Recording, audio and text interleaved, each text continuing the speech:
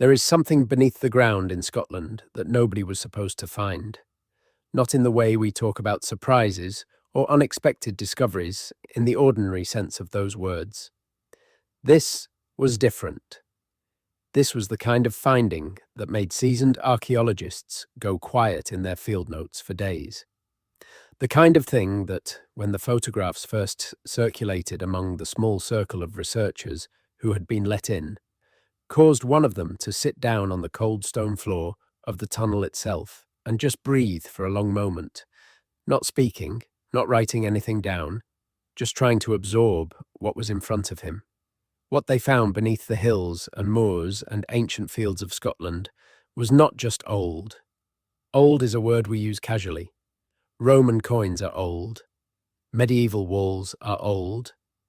What they found was something that reached so far back into the story of human beings on this earth that it forced the people who study that story professionally to look at almost everything they thought they understood and ask whether they had been reading it right all along. This is not a story about a single tunnel or a single site. It is a story that spreads quietly and persistently across decades of investigation, across continents, and across the fragile boundary between what we can prove and what we cannot quite explain, yet but cannot quite dismiss either. It begins in Scotland, yes, but it does not stay there. Because what the tunnels beneath Scotland revealed was not just something about Scotland. It was something about the entire human past, about who was moving across this planet thousands of years before anyone thought such movement was possible, about what was built and by whom and why, and then buried and forgotten, or perhaps deliberately hidden, under layers of earth and time so thick that we nearly missed it entirely. You are here now in the quiet dark, and this is exactly the right place to be for a story like this one. So, let us begin from the beginning, or as close to the beginning as we can get, and follow the thread wherever it goes. If you're watching this to fall asleep, that's exactly why I make these videos. Maybe subscribe and let me know, where are you right now and what time is it? There is a quality to the Scottish landscape that resists easy description. If you have ever stood on one of the higher moors in the Highlands, far enough from any road that the sound of engines has faded completely, you understand something that is hard to put into language. The land does not feel empty. It feels full, in fact, of something it is not telling you. The wind moves across the heather in long, slow waves, and the hills in the middle distance have a shape that is almost too consistent, almost too smooth in certain places, as if the earth itself had been arranged rather than merely deposited by glaciers and time. Ancient peoples chose to live here for reasons that made sense to them completely, and the traces they left behind are everywhere if you know what you are looking for. The Souterrains of Scotland are among the least discussed and least understood structures of the ancient world. Most people who visit Scotland never hear about them at all.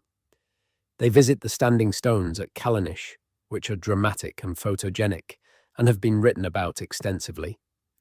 They walk through the reconstructed roundhouses at Kilmartin Glen and imagine the lives of people who built in timber and thatch.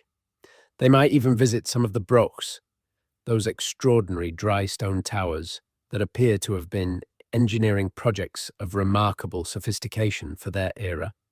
But the Souterrains, the underground tunnels that curl beneath the ruins of ancient settlements across the Scottish landscape, those tend to receive far less attention. They are harder to photograph. They are harder to explain. And in some cases, what has been found inside them is harder to fit into the accepted story of who was living in this part of the world and when. The word souterrain comes from the French for underground, and it was adopted by archaeologists to describe a particular category of structure that appears with puzzling consistency across the early historic period in Scotland, Ireland, Cornwall, and Brittany. At their simplest, they are long, stone-lined passages, sometimes just enough for a person to crouch and move through, sometimes wide enough to stand in, sometimes branching into chambers, sometimes curving in arcs that suggest intentional design rather than simple expansion. The conventional explanation for souterrains, the one that appears in most textbooks and most museum displays, is that they were used for storage. Cold, dark, relatively stable in temperature year-round, they would have made natural refrigerators for a farming community, dairy products, preserved meats, root vegetables. The logic is sound as far as it goes, and for many of the examples that have been excavated and studied, the storage explanation is probably correct, but not for all of them. The ones that do not fit the storage explanation are the ones that started a much longer and stranger conversation among the people who study them. And that conversation, which has been conducted quietly and sometimes with considerable discomfort, led eventually to the discoveries that this story is built around. It began, in the particular thread we are following here, in the early years of the 21st century, when a team of archaeologists working in a region of the northeastern Scottish mainland, not far from the Moray Firth coast, began excavating what they initially believed to be a moderately significant Iron Age farmstead. The site had been flagged by aerial photography, which had revealed the characteristic crop marks associated with buried stone structures, and the surface survey had produced the kind of material culture, fragments of pottery, traces of burned organic matter, a few pieces of worked bone, that suggested habitation in the period roughly between 500 and 200 years before the Common Era. Nothing about the initial assessment suggested they were about to encounter anything that would occupy their attention for the better part of a decade, or that would eventually cause one of the project directors to describe what they found as, and these are words she chose carefully, incompatible with what we thought we knew. The souterrain at this site was discovered almost by accident, as souterrains often are. A section of turf collapsed under the weight of one of the excavation team's wheelbarrows, and what opened beneath was not a shallow hollow, but a void, a real space underground, lined with stone slabs fitted together with a precision that was immediately striking, even to eyes accustomed to the stonework of the Iron Age. The initial descent into the passage was made by two of the junior excavators, with torches and measuring tapes and the controlled excitement of people who have learned not to get ahead of the evidence. What they reported when they came back out an hour later caused the rest of the team to stop what they were doing. The passage was longer than any souterrain that had been previously recorded in this part of Scotland, much longer, and at the far end of it, roughly 40 metres from the point of entry, there was a chamber. Not a simple widening of the passage, but a constructed chamber, roughly circular, with a core-built roof, the stones overlapping each other inward in a technique that distributes weight, rather than relying on a single spanning stone. Inside the chamber were things that a storage facility for dairy products did not require. There were carvings on the walls, not scratched hastily, not simple marks, but deeply incised geometric patterns of a complexity and regularity that spoke of sustained effort and deliberate design. Spirals, which are not unusual in the Atlantic Bronze Age tradition, but here combined with other forms that were less familiar. Concentric rectangles, a series of parallel lines that curved and reconverged in ways that some of the team's initial photographs compared, without much confidence, to certain symbols found in the rock art of the American Southwest, which was an observation everyone agreed was probably coincidental, and which nobody quite let go of either. There were also, set into a niche in the wall of the chamber, a collection of objects. Stone objects, small enough to hold in one hand, shaped with the same kind of careful intentionality as the carvings. Some of them were geometric. Some of them suggested forms from the natural world. Birds, possibly, or the heads of creatures that might have been birds. And one of them, the one that would eventually generate the most discussion and the most disagreement, was a flat disc of polished stone incised with a pattern that did not look like anything from the conventional catalogue of Scottish or Irish prehistoric art. It looked, to several of the people who examined it over the following months, like a map. Not a map in the modern sense, not a precise cartographic representation with a scale and a north point and labelled features, but an abstract diagram that nonetheless seemed to encode spatial relationships, distances, routes. There were points marked with deeper incisions, connected by lines that varied in thickness in ways that might have been meaningful or might have been the natural variation of a tool working across stone. There were symbols at certain intersections that recurred consistently, suggesting that whatever this diagram represented, its maker had a system, a vocabulary of marks that meant something, and that meant the same thing each time they appeared. The disc was sent for analysis. The stonework was dated, using methods that could establish when the chamber had last been sealed, based on the distribution of material in the collapsed debris at the entrance. The result came back, and then was checked, and then was checked again. The chamber had been constructed and last used sometime between 1500 and 2000 years before the Common Era, the Bronze Age. Earlier than the Iron Age settlement above it by something like 1,000 years, which meant that the farmstead visible from the air was not the origin of the Souterrains. It had been built over something older, something that was already ancient when the Iron Age farmers arrived and perhaps did not fully understand what was beneath their fields. This was interesting. It was not, by itself, world-altering. Bronze Age structures of considerable sophistication exist throughout the Atlantic world, and the connections between Scotland, Ireland, Brittany, and the Iberian Peninsula during that period are well documented. Trade moved along those coasts. Ideas moved with it. The carvings could be explained within that framework, with effort. The geometric patterns had parallels, if distant ones. The disc was unusual, but not necessarily inexplicable. What came next was harder to explain. When the team returned to the site the following season, they brought with them a geophysicist and a suite of ground-penetrating radar equipment, with the intention of mapping the full extent of the underground system before committing to further excavation. The radar results took several days to process, and when the images came back, there was a period of silence in the project office that one of the team members would later describe as one of the stranger professional experiences of her life. Because what the radar showed was not a single passage with a single chamber.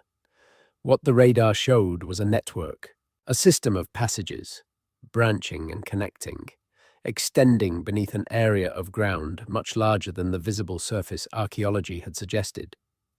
Some of the passages appeared to be blocked, either deliberately or by collapse. Some of them led to additional chambers, though the resolution was not fine enough to determine what those chambers contained.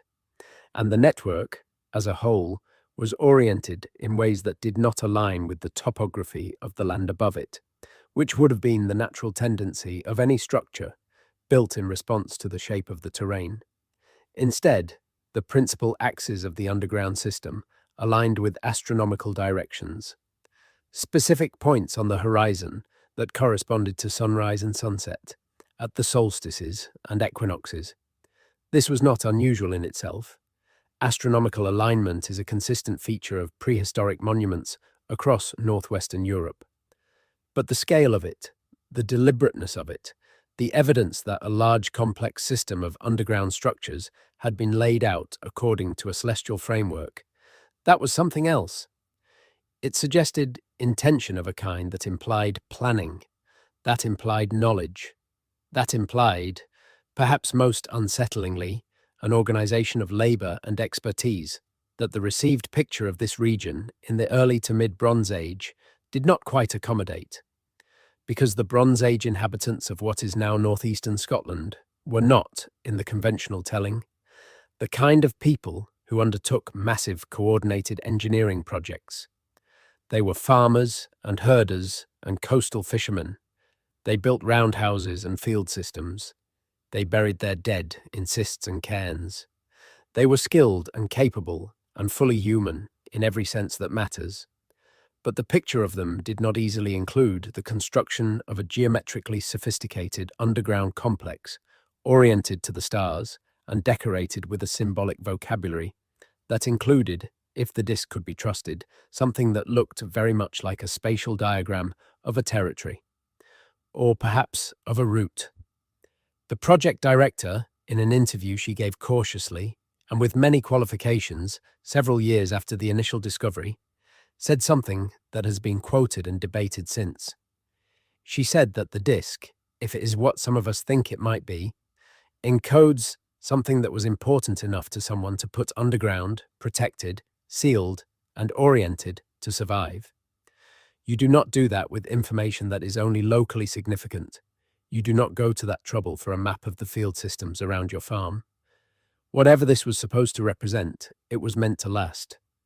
And it was meant, eventually, to be found. By whom, she did not speculate. Or rather, she declined to speculate on the record. But others were less careful, and the conversation that had been quietly accumulating for years among a small group of researchers who had been following not just the Scottish Souterrains, but a much broader pattern of anomalous archaeological discoveries across both sides of the Atlantic, was about to become considerably less quiet. To understand why the discoveries in Scotland resonated as far and as deeply as they did, you have to understand something about what had already been accumulating in the academic literature, and, more significantly, in the grey literature, the conference papers and correspondence and unpublished reports that circulate among specialists without ever quite making it into the textbooks. Because Scotland was not the only place where things had been found that did not fit comfortably into the story we tell about the ancient world. The story we tell, the one that underlies every history textbook and every museum display and every documentary narrated by a familiar voice over sweeping aerial footage, is broadly this. Human beings evolved in Africa and spread gradually across the globe. They reached Europe, Asia, Australia. They crossed into the Americas from northeastern Asia via a land bridge that existed during the last ice age, sometime around 15,000 years ago, perhaps a little earlier. They lived, for the great majority of human history, in small mobile groups, hunting and gathering and following the seasons. They developed agriculture independently in several parts of the world, beginning around 10,000 years ago. The great civilizations, Egypt, Mesopotamia, the Indus Valley, China, arose as farming populations grew dense enough to support specialization and hierarchy. The peoples of the Americas developed their own civilizations independently, without meaningful contact with the Old World, until 1492, when everything changed. This story is largely correct. Its broad outlines are supported by an enormous amount of evidence from many different disciplines, but it has edges, places where the evidence is thinner than we would like, or where the evidence that exists is inconvenient enough to have generated sustained professional discomfort, or where findings have been quietly set aside because they could not be explained and therefore could not easily be published. The edges are where the interesting things live. One of those edges has to do with the period sometimes called the Bronze Age Atlantic, roughly spanning from about 3,000 to about 800 years before the Common Era, when the coastlines of Western Europe from Portugal to Scotland, including Ireland and the islands in between, were connected by a seafaring network of trade and cultural exchange that was more extensive, more regular, and more sophisticated than was once thought. The evidence for this network comes from many sources. Traded objects, bronze tools, and weapons of types that originated in one region, turning up in another far away.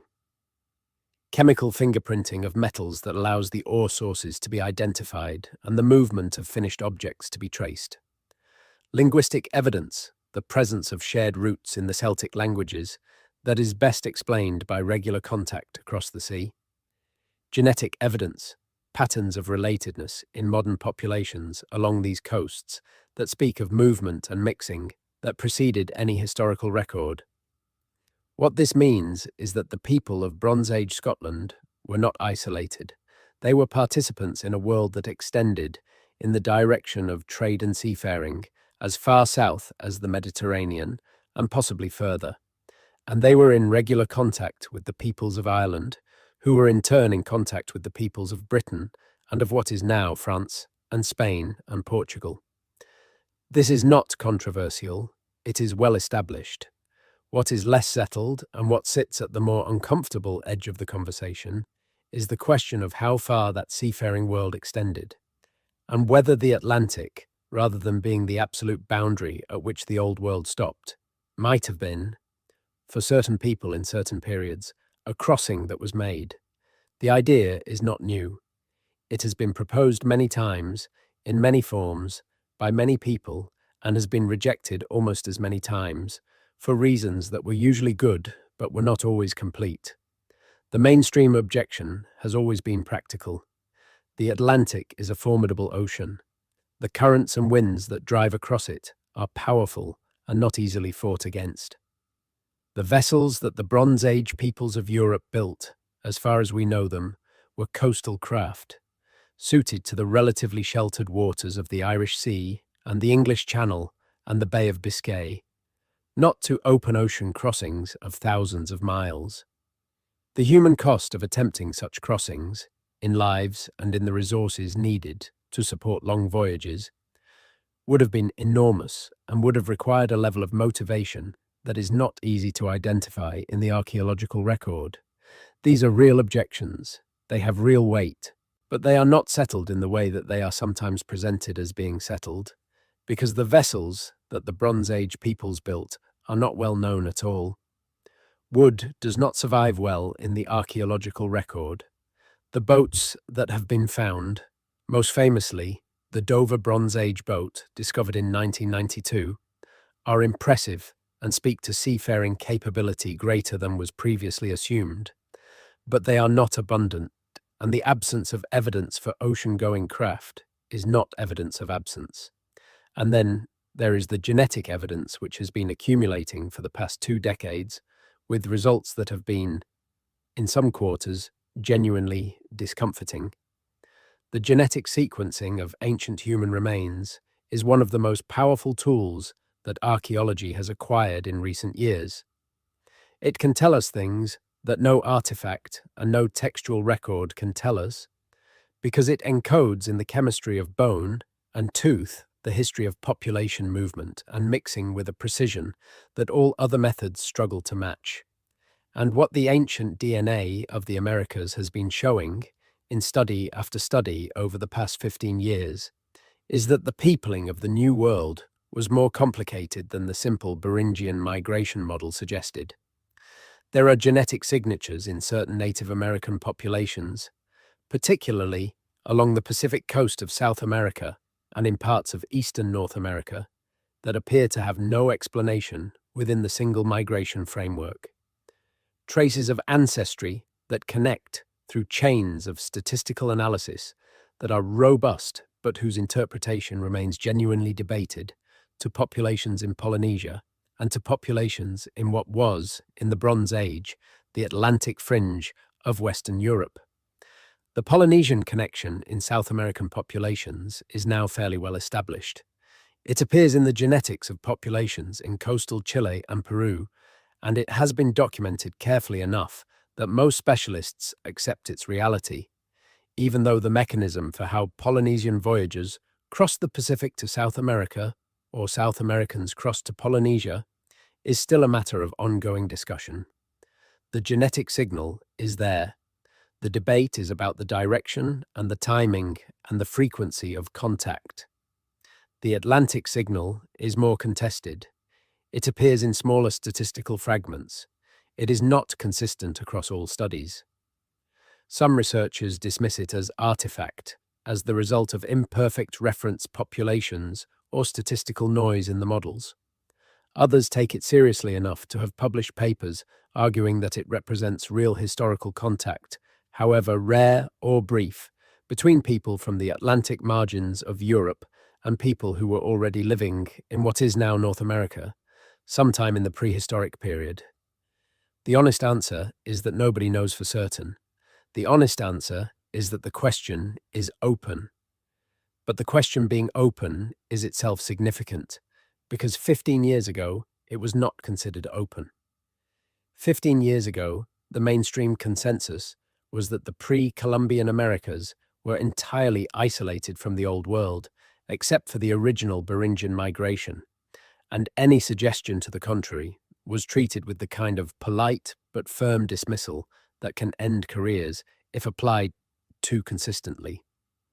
The fact that the question is now genuinely open in the peer-reviewed literature, that papers arguing for Atlantic contact are being published in serious journals and discussed seriously rather than rejected without review, is itself a change in the landscape of what is considered possible. And it is into this changed landscape that the discoveries from the Scottish Souterrains arrived, not as proof of Atlantic contact, because they are not proof of that, and the people who work on them are careful to say so, but as something else, as additional texture in a picture that is becoming, slowly and somewhat painfully, more complex than the version of its that appeared in the textbooks. The carved disc from the northeastern Scottish site is not the only object of its kind. This is one of the things that the specialists who work in this field, the ones who talk to each other at conferences and in correspondence and in the careful language of academic papers, find most significant.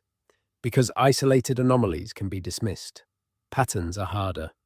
There is a comparable object, though somewhat smaller and less elaborately incised, that came from a site in County Kerry in Ireland, excavated in the 1970s and published in a relatively obscure journal paper that did not receive much attention at the time. The disc from Kerry is made of a different stone, a local schist, rather than the polished quartzite of the Scottish example, but the incised pattern on its surface shares several features with the Scottish disc that are specific enough to suggest either a common artistic tradition or, more unsettlingly, a common referent. Both discs include a pattern of convergent lines leading to a central marked point. Both include what appears to be a consistent symbol at 3 of the 4 cardinal positions, and both were found in sealed underground chambers that have been dated to the same broad period of the early to middle Bronze Age.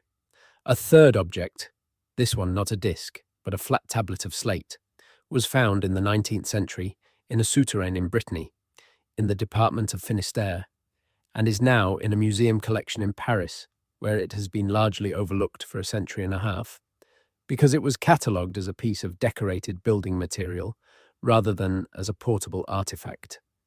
Photographs of the Breton tablet, examined by researchers who had also studied the Scottish and Irish discs, produced a reaction that one of them described as stopping cold. Because the incised patterns on the Breton tablet, while not identical to those on the 2 insular discs, shared enough specific features, the convergent lines, the recurring symbols, the suggestion of spatial arrangement, to make the idea of coincidence very difficult to sustain. 3 objects, 3 different countries, all from the same broad period, all from underground chambers, all sharing a symbolic vocabulary that does not obviously correspond to anything in the mainstream catalogue of Atlantic Bronze Age art. This is where the story starts to become genuinely difficult to contain within the comfortable framework of regional traditions and local innovation. Because if 3 communities, in what is now Scotland, Ireland and France, were producing objects that share a common symbolic system, then either that system developed independently in all 3 places, which is possible but requires the kind of coincidence that scientists are trained to be suspicious of, or it was transmitted between those communities through the same trade and contact networks that moved bronze and amber and gold across the Atlantic world. And if it was transmitted, then it was something that people valued enough to transmit, something that meant something beyond the decorative, something that was worth encoding in stone and sealing in an underground chamber and apparently orienting toward the sky. The question of what it meant is the hardest one, and it's the one that leads, by a route that is longer and stranger than it might initially appear, toward the other side of the Atlantic. Among the people who study the indigenous traditions of North America, there is a long and sometimes contentious literature on the question of transatlantic contact in the pre-Columbian period. Much of this literature is frankly bad. The history of claims about pre-Columbian contact between Europe and the Americas is heavily contaminated by bad faith, by racial ideology, by the desire to deny the indigenous peoples of the Americas credit for their own sophisticated civilizations, by attributing anything impressive to visitors from elsewhere. This contamination is real, and its effects are ongoing. It has made serious researchers very cautious about wading into this territory, because the risk of being associated with the bad faith literature is real, and the social and professional costs of that association are significant. But caution has costs of its own, and one of those costs is that certain genuine empirical questions have been avoided for reasons that are partly about professional self-protection rather than purely about the quality of the evidence. The specific question that the Scottish discoveries put back on the table is this.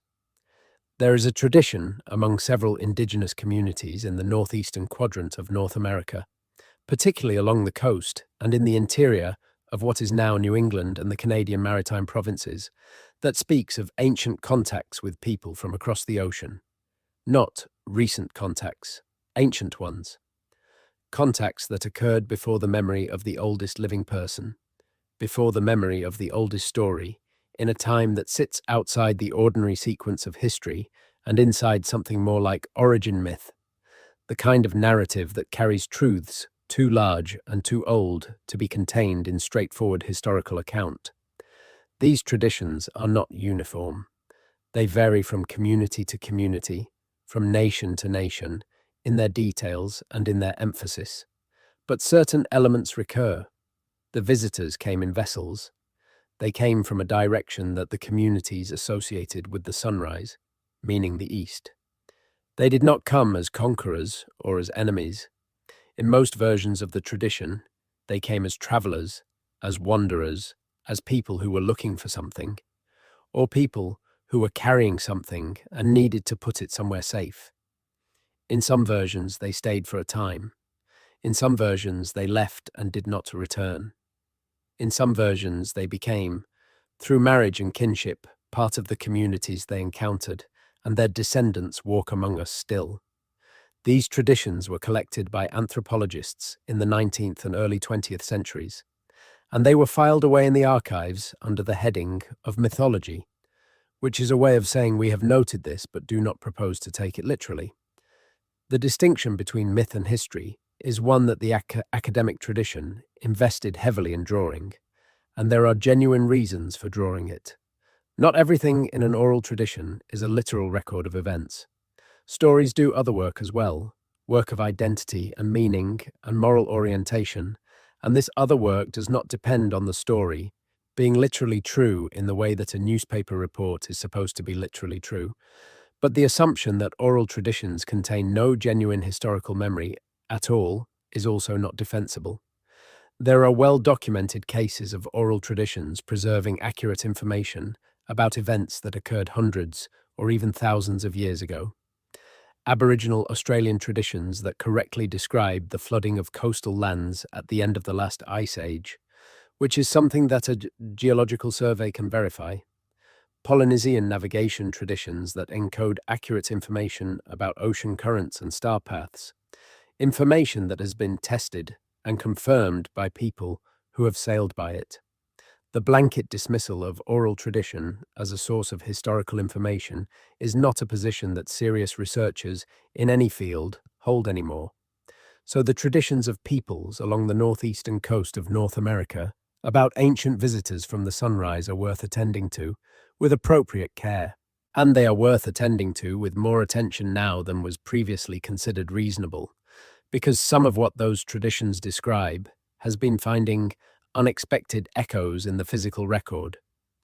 There is a site in coastal Maine that has been generating controversy for longer than most of its visitors realize.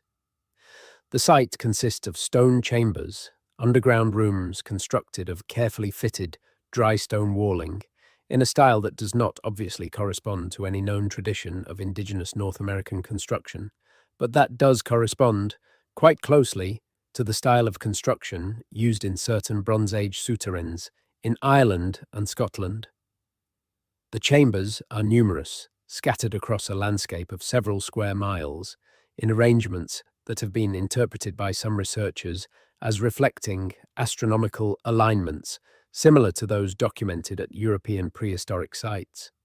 The site is not secret. It is well known among the community of alternative archaeology enthusiasts who have written about it extensively, and it is precisely this popularity among non-mainstream researchers that has made mainstream archaeologists reluctant to engage with it seriously. Because anything that has been embraced by the alternative archaeology world carries with it an association with claims and conclusions that serious researchers find untenable, and the guilt by association dynamic is powerful enough to keep careful people away from subjects they might otherwise investigate rigorously. The mainstream position on the main chambers and on comparable structures in other parts of New England is that they are root cellars, constructed by European colonial farmers in the 17th and 18th centuries for the storage of vegetables over winter. This explanation is plausible for some of the chambers. Root cellars are common, and the colonial period construction of underground storage is well attested. But it is not a comfortable fit for all of the chambers, particularly the ones whose construction style and astronomical alignment are difficult to explain in terms of vegetable storage, and the ones that have, in the rare instances where dating has been attempted, produced dates that significantly predate European colonization. The dating of dry stone structures is genuinely difficult.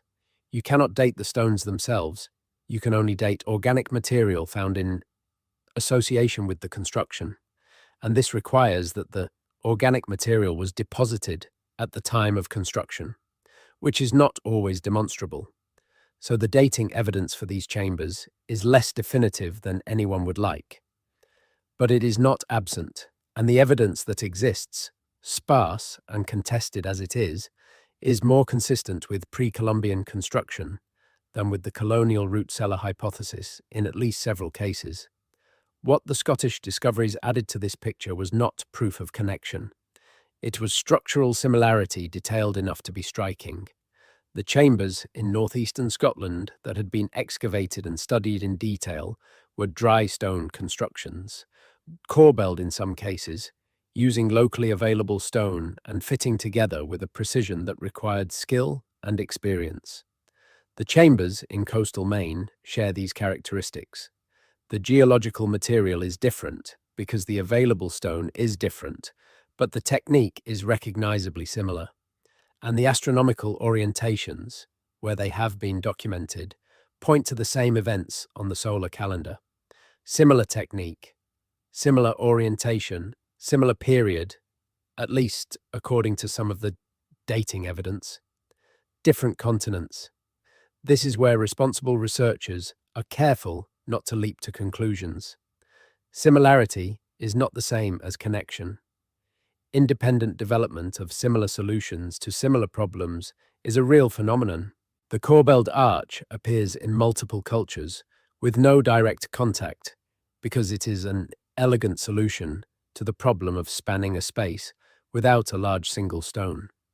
The astronomical orientations that appear at prehistoric sites across the world reflect the fact that certain solar events are observable from anywhere on the planet and were important to farming communities everywhere. So the similarities between the main chambers and the Scottish Souterrains do not, by themselves, prove transatlantic contact. But they add to a pattern that is becoming harder to dismiss with a single explanation. Deep beneath one of the larger chambers in the Scottish network, in a section that was only accessible after the team had spent 2 seasons carefully removing collapsed debris from a secondary passage that the initial radar survey had identified, but not fully resolved, there was a room that nobody expected. It was small, perhaps 3 meters in diameter, and its construction was different from the rest of the complex. The stonework was finer, the slabs fitted with a precision that suggested they had been selected and worked to exact tolerances rather than simply chosen from what was available and fitted as well as possible. The roof of the small room was intact, which was remarkable given its age, and it was built using a technique that has parallels in the megalithic passage tombs of Ireland, particularly in the Boyne Valley, where a corbelled roof of carefully overlapping stones has kept the interior of Newgrange dry for 5,000 years. But this room was not in Ireland, and its contents were not what anyone expected to find in a Bronze Age storage facility or even in a Bronze Age ritual structure. On the floor of the small room, arranged with obvious care, were objects, not casual deposits, not the accumulated debris of occupation, but deliberate arrangements of things that someone had placed there with intent. There were containers, organic material mostly degraded beyond recovery, but with enough traces to suggest something like birch bark or leather, which would have been common container materials in the period. There were stone objects, including 2 more carved discs of the type that had already been found in the main chamber, but these were larger and more elaborately incised, and there were, most unexpectedly, samples of material that appeared to be plant remains, botanical specimens of a kind that the excavation team could not immediately identify as native to Scotland or to Northern Europe at all. The botanical analysis took time. The samples were small and their preservation was partial, but the results, when they came back, were specific enough to generate immediate and genuine controversy. Because among the plant, remains found in the sealed inner chamber of a Scottish underground complex that had last been occupied in the Bronze Age, there appeared to be traces of plants that are native to the Americas, not cultivated plants, not maize or tomatoes or potatoes, the crops that are commonly cited in discussions of New World plants in Old World contexts, because they became economically important after 1492. These were wild plants, or semi-wild plants, the kinds of things that a traveller might carry, dried for medicinal purposes or for a known utility that would not necessarily leave obvious traces in the historical record. The identification was not certain. Ancient botanical remains are notoriously difficult to identify at the species level, especially when preservation is partial. The researchers who analysed the samples were careful to present their results as preliminary and as requiring confirmation by independent analysis. But the possibility was on the table in a way that it had not been before. The possibility that someone who had spent time in the Americas, or who had acquired things from someone who had, was among the people who used the inner chamber of the Scottish Souterrains in the Bronze Age. The researchers did not publish this finding widely at first. It circulated in the community of specialists, and it generated exactly the kind of careful, concerned, sometimes frustrated discussion that such things generate in communities where professional caution is a survival skill. Some people thought the botanical identification was simply wrong and would not survive independent verification. Some thought it was right, but would be impossible to publish without triggering a level of public attention that would make serious investigation difficult. Some thought it should be published immediately and as widely as possible, because the purpose of doing science is to put findings in front of the community of scientists and let the process of scrutiny and replication do its work. The independent verification, when it happened, produced results that were consistent with the initial analysis. Not identical, because the samples were different fractions of the same degraded material and the methods were slightly different, but consistent enough that the possibility could not be comfortably set aside. The papers that followed were careful, hedged, and written in the particular style of academic caution. That means we believe this, but we understand the implications, and we want to be very, very precise about what we are and are not claiming. They generated attention in the specialist community and very little in the general press, partly because the claims were so carefully qualified that the headline version of them was difficult to construct, and partly because the editors who might have commissioned popular writing about them were uncertain how to situate the findings in a narrative that would make sense to a general audience. This is one of the interesting and sometimes frustrating features of the way science communicates. The findings that most challenge the established picture are often the ones that are hardest to explain to people who do not spend their professional lives thinking about these questions. They require context. They require an understanding of what the established picture actually is and why it became established, and what would have to be true for it to need revision. Building that context takes time and space that a news article does not have, and so the findings remain in the grey zone of the specialist literature, known to the people who need to know them, invisible to most everyone else. Until enough of them accumulate, or until one of them is dramatic enough to break through. The Scottish discoveries were not the first, or the most dramatic, or the most solidly evidenced of the anomalies that had been accumulating in this space.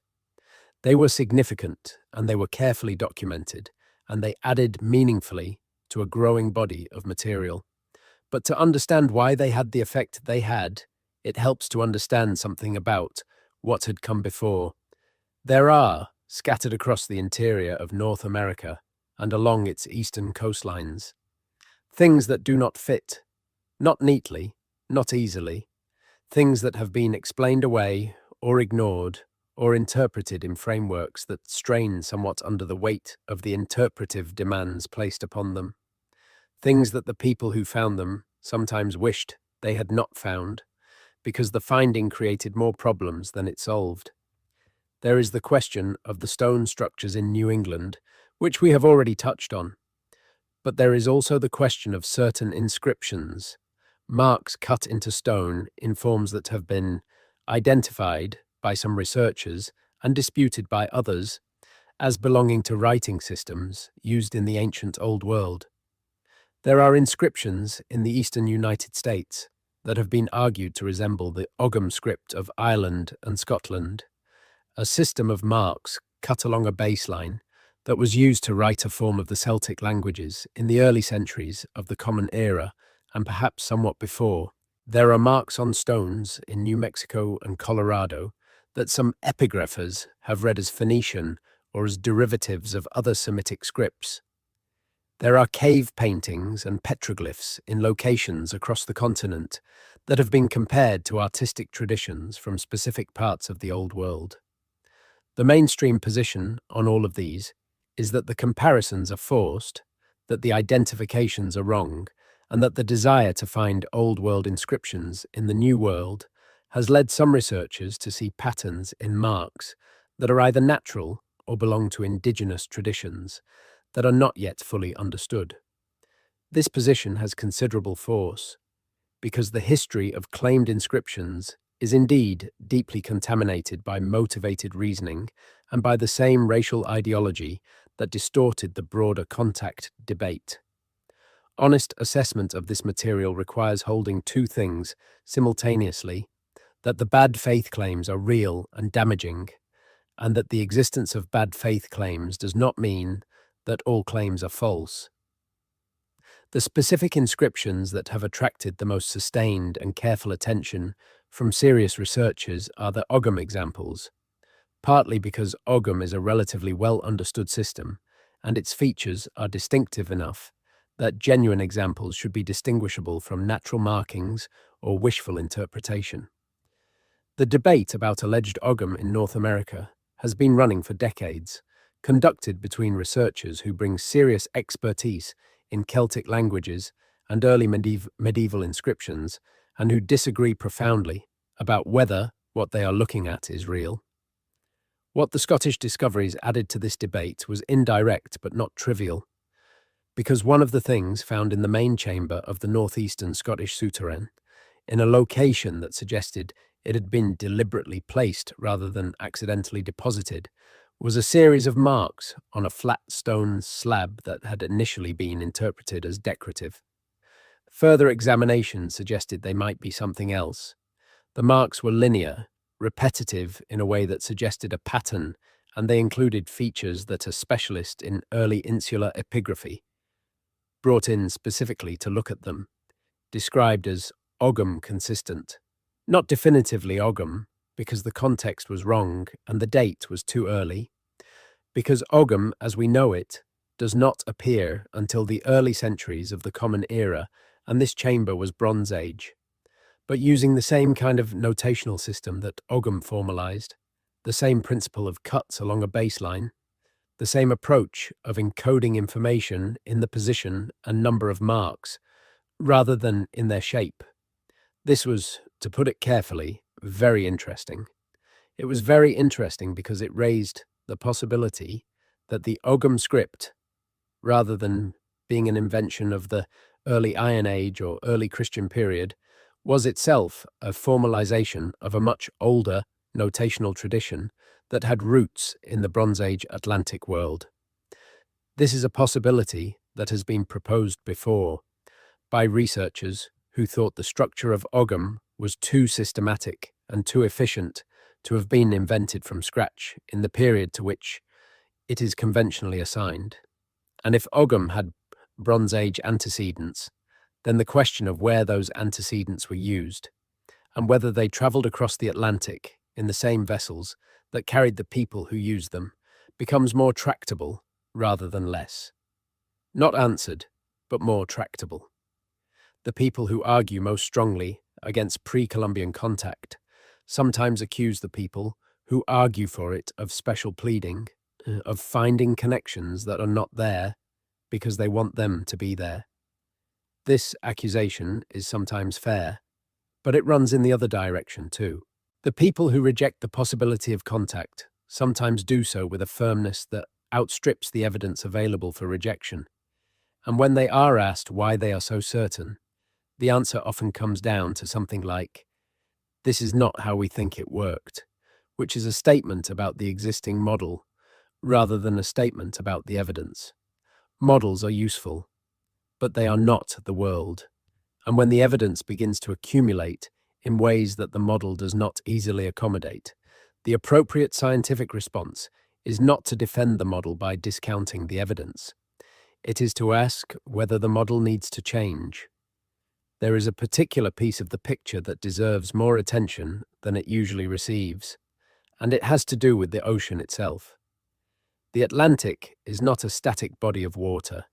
It has currents, complex and powerful, that move across it in patterns that were once entirely unknown to the people who lived on its shores, and that are now mapped and studied with considerable precision. The most famous of these currents is the Gulf Stream, which carries warm water from the Gulf of Mexico northeastward across the Atlantic toward northwestern Europe. The Gulf Stream is why Ireland and Scotland have a climate milder than their latitude would otherwise suggest. It is why the Gulf Coast of North America and the western coast of Europe are connected by a flow of water that moves at several miles per hour and runs for thousands of miles without interruption. What this means, practically, for anyone attempting to cross the Atlantic in a small vessel without mechanical propulsion, is that the direction of travel matters enormously. Going from Europe to North America means fighting the Gulf Stream. It is possible, but it requires either unusual conditions or a route far enough north to avoid the main current. Going from North America to Europe, particularly from the coasts of Newfoundland and the maritime provinces, means being assisted by the current. It is, in the simplest possible terms, easier to get from North America to Europe than to get from Europe to North America by the most direct route. This asymmetry has been noted by researchers who think about transatlantic contact, because it suggests that if contact happened at all, it was probably more frequent in one direction than the other. The people most likely to have crossed the Atlantic under pre-modern conditions were probably people from the coasts of northeastern North America, not Europeans attempting to reach the New World. And the people most likely to receive them and to integrate them and absorb them into their communities and their genetic histories were the people living on the Atlantic margins of Europe, in Ireland, in Scotland, in Brittany, in the coastal communities that were already participating in the Bronze Age maritime network. This is a different picture from the one that usually appears in discussions of pre-Columbian contact, which tend to imagine Europeans as the active agents, setting out in boats to explore or trade or colonize. It is a picture in which the direction of agency may have been reversed, in which the people of the New World were the travelers and the people of the Old World were the recipients, at least sometimes, at least in certain periods. And it has implications for what we might expect to find in the archaeological record. If people from the coasts of North America reach Scotland and Ireland in the Bronze Age, we might expect to find, in the Souterrains and the underground chambers and the sealed deposits of those regions, things that those travellers brought with them, things that encode knowledge of the world they came from, things that look like, among other possibilities, botanical material from the Americas, or spatial diagrams of coastlines and routes that extended further than anyone who stayed in Europe would have needed to draw. This is not proof, but it is a framework for thinking about the evidence that is at least as internally consistent as the framework that insists the connection never happened.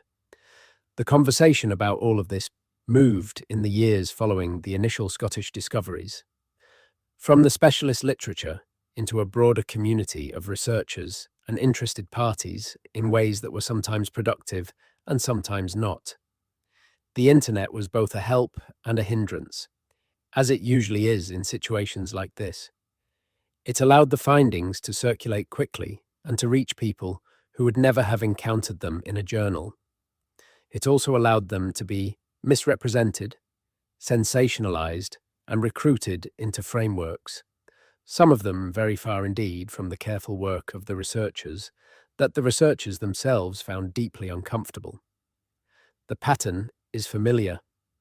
A finding that genuinely challenges a mainstream model gets picked up by communities that are interested in challenging mainstream models in general, and in those communities it gets embedded in larger narratives that it does not necessarily support and that its original discoverers do not endorse. The researchers who are doing the careful work then face a choice between engaging with the broader conversation, which risks associating their careful work with claims they find irresponsible, or disengaging from it, which allows the misrepresentation to go unchallenged and makes the careful work less visible to the public. Most of the researchers chose some version of disengagement, at least publicly. In private and in specialist contexts, they continued to talk, to share findings, to push the work forward with the kind of patient methodology that scientific investigation requires. And the work continued to produce results. The mapping of the Scottish network, which had been ongoing for several years, using a combination of ground-penetrating radar and careful physical excavation of specific sections, revealed by the time the most recent comprehensive survey was completed something that the initial radar images had hinted at but not made fully explicit. The network was larger than any comparable underground structure previously documented in the British Isles. Its total mapped extent covered several acres of ground, and the portions that remained unexcavated, preserved beneath collapsed debris that the team chose not to disturb until better resources were available, appeared from the geophysical data to be at least as extensive as the portions that had been examined directly. The orientation of the network's principal axes had been confirmed by survey and by astronomical calculation as aligning with the rising and setting of the sun at the solstices and the equinoxes. But additional alignments had also been identified, alignments with the rising and setting points of certain stars that were, in the Bronze Age, in positions different from where they are today due to the slow wobble of the Earth's axis called precession. These stellar alignments are more specific and more demanding than solar alignments, because they require knowledge not just of where the sun rises and sets, but of the positions of particular stars at particular times of year. The fact that they appear in the Scottish network's design is evidence of an astronomical knowledge system, more sophisticated than the simple tracking of the sun's annual cycle. The stars in question include several that are significant in the astronomical traditions of multiple cultures around the world, including traditions in North America. This is not as surprising as it might initially appear, because the stars that are most easily trackable with the naked eye, the ones that are brightest and whose rising and setting points are most clearly marked by horizon features, are the same stars everywhere on Earth. Cultures in different parts of the world independently identified the same stars as significant, because they are the same stars and they are measurably significant.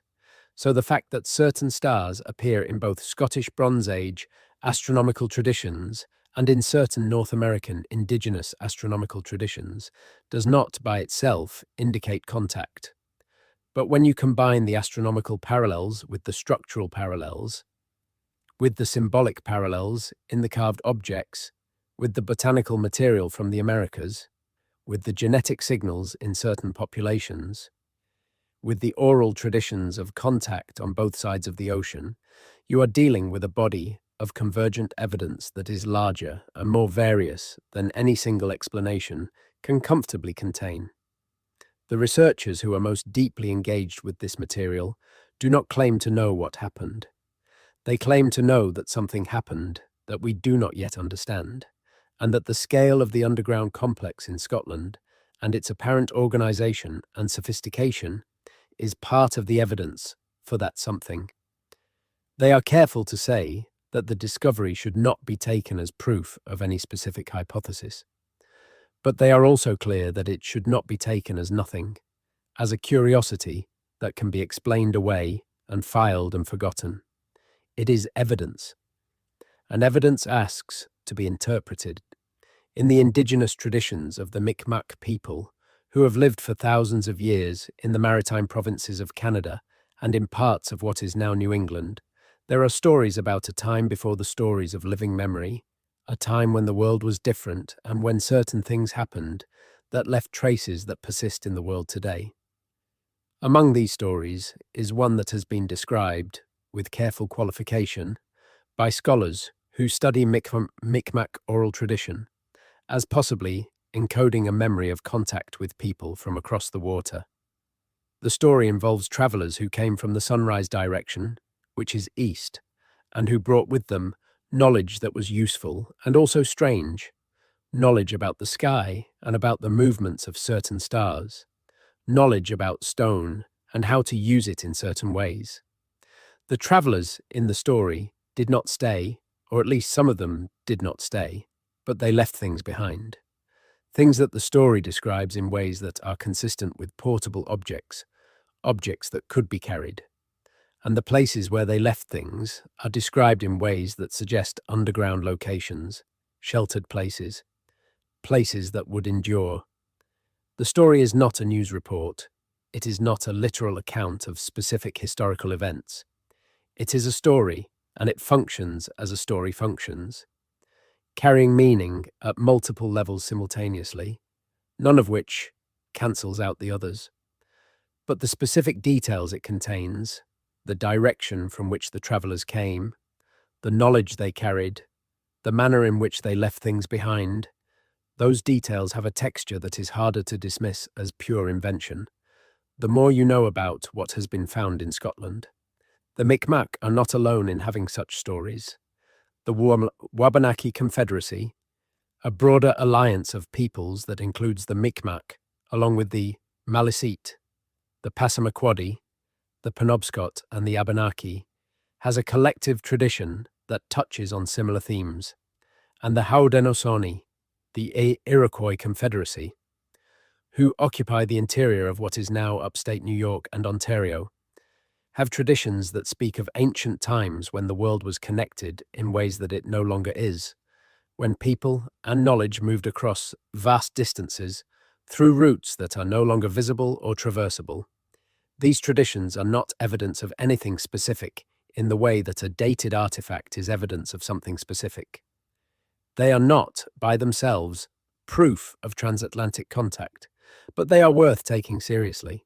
And they are worth taking seriously alongside the physical evidence, as part of a broader pattern of convergent material that points, collectively, toward a past more complicated and more connected than the version we have been working with. The question of why the world was not already aware of this, why the connections between these different strands of evidence had not already been made and integrated into the mainstream picture of the pre-Columbian world, is one that some researchers answer with reference to institutional inertia and professional caution, and others answer with something sharper, with the observation that the questions being asked by this material are, in some cases, questions that the institutions of knowledge have had reasons not to want answered. This is a serious claim, and it should be treated seriously. The history of academic resistance to findings that challenge established paradigms is real and well documented. There are genuine cases, across multiple scientific fields, of evidence that was suppressed or dismissed for reasons that had more to do with the protection of careers and institutions than with the quality of the evidence itself.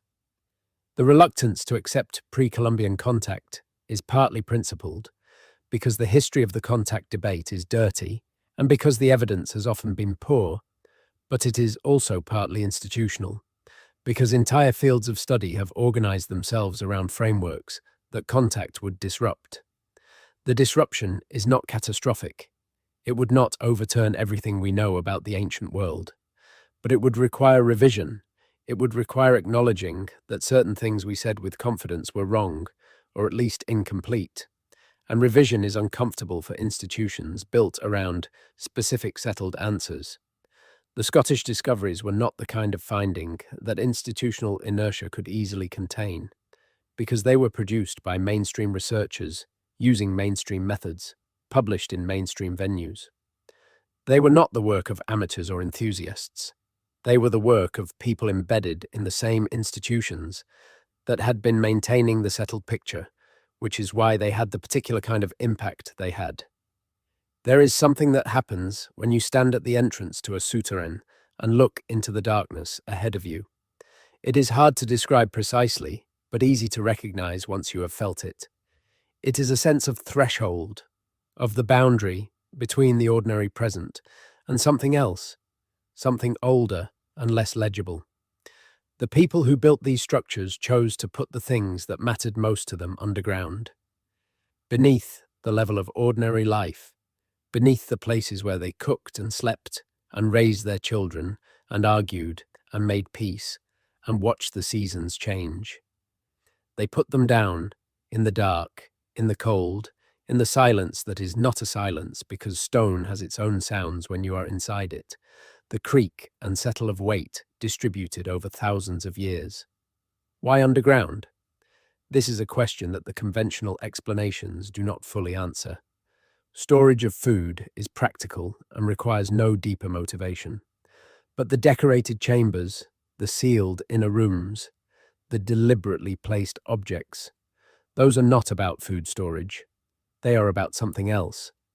Something that required the particular qualities of underground space, its darkness and its constancy, and its removal from the surface world. The way it seals in what is placed inside it and keeps it separate from the changeable world above. The obvious parallel is with the dead. The cultures of Bronze Age Atlantic Europe put their important dead underground, in chambers under mounds and cairns, because they believed that the earth was connected to whatever came after death, and because they wanted the dead to be preserved in that transition, kept somewhere appropriate while they made whatever journey was required of them. The decorative and symbolic traditions of the burial chambers are continuous with the decorative and symbolic traditions of the souterrain chambers. The same spirals and lozenges and cup marks that appear on the stones of Newgrange and the other Irish passage tombs appear, in various forms, on the carved stones of the Scottish underground network. This suggests that the underground chambers were not simply practical. They were also, in some sense, sacred.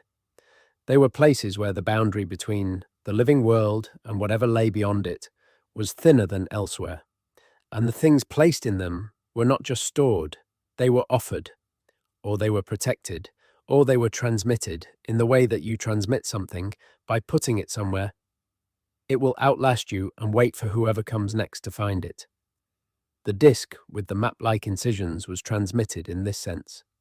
It was placed in a sealed chamber that was designed to last, and it did last for several thousand years, until the ground above it subsided and the rubber wheel of an archaeologist's wheelbarrow broke through the turf and opened the way down. What it was transmitting is still being worked out. The work continues. This is the nature of scientific investigation, that it does not arrive at a destination and stop. It opens onto the next question, and the next, and the recursive process of asking and asking again is what the work actually is. The researchers who began investigating the Scottish network in the early years of this century are still working on it, along with a larger community of specialists who have joined the project or collaborated with it. And the questions that were opened by the initial discoveries are still being addressed with the same patience that the ancient builders of the network brought to their own work. The botanical material has been analysed by multiple independent laboratories now, and the consensus has moved toward the conclusion that at least some of it represents plants that were not native to Northern Europe, and that the most parsimonious explanation for their presence in a sealed Bronze Age chamber is that they were brought there by someone who had access to them. This does not definitively mean the Americas. There are other possibilities, including trade through intermediary populations, or misidentification of degraded samples, or contamination that entered after the initial sealing was disturbed. But the possibility has not been eliminated, and the burden of proof is now on those who wish to dismiss it, to explain why the alternative explanations are more convincing. The carved discs have been the subject of a systematic study that is not yet published, but whose preliminary results have circulated in the specialist community. The study compares the incised patterns on the Scottish, Irish and Breton examples with comparable objects from other parts of the Bronze Age world and from later periods in the Atlantic tradition. The conclusion, preliminary and hedged as it is that the three objects share a common graphic vocabulary that does not have obvious parallels in the mainstream catalogue of Atlantic Bronze Age art, and that the most specific features of that vocabulary are consistent with what you would expect from a system designed to encode spatial information rather than purely symbolic or decorative content. The discs, in other words, look like they were doing something, not just saying something, but encoding something that a user could consult and use. Instructions, or a diagram, or a route. The astronomical alignments have been confirmed by independent survey and have been extended to include additional features of the landscape surrounding the site that the initial investigation had not incorporated.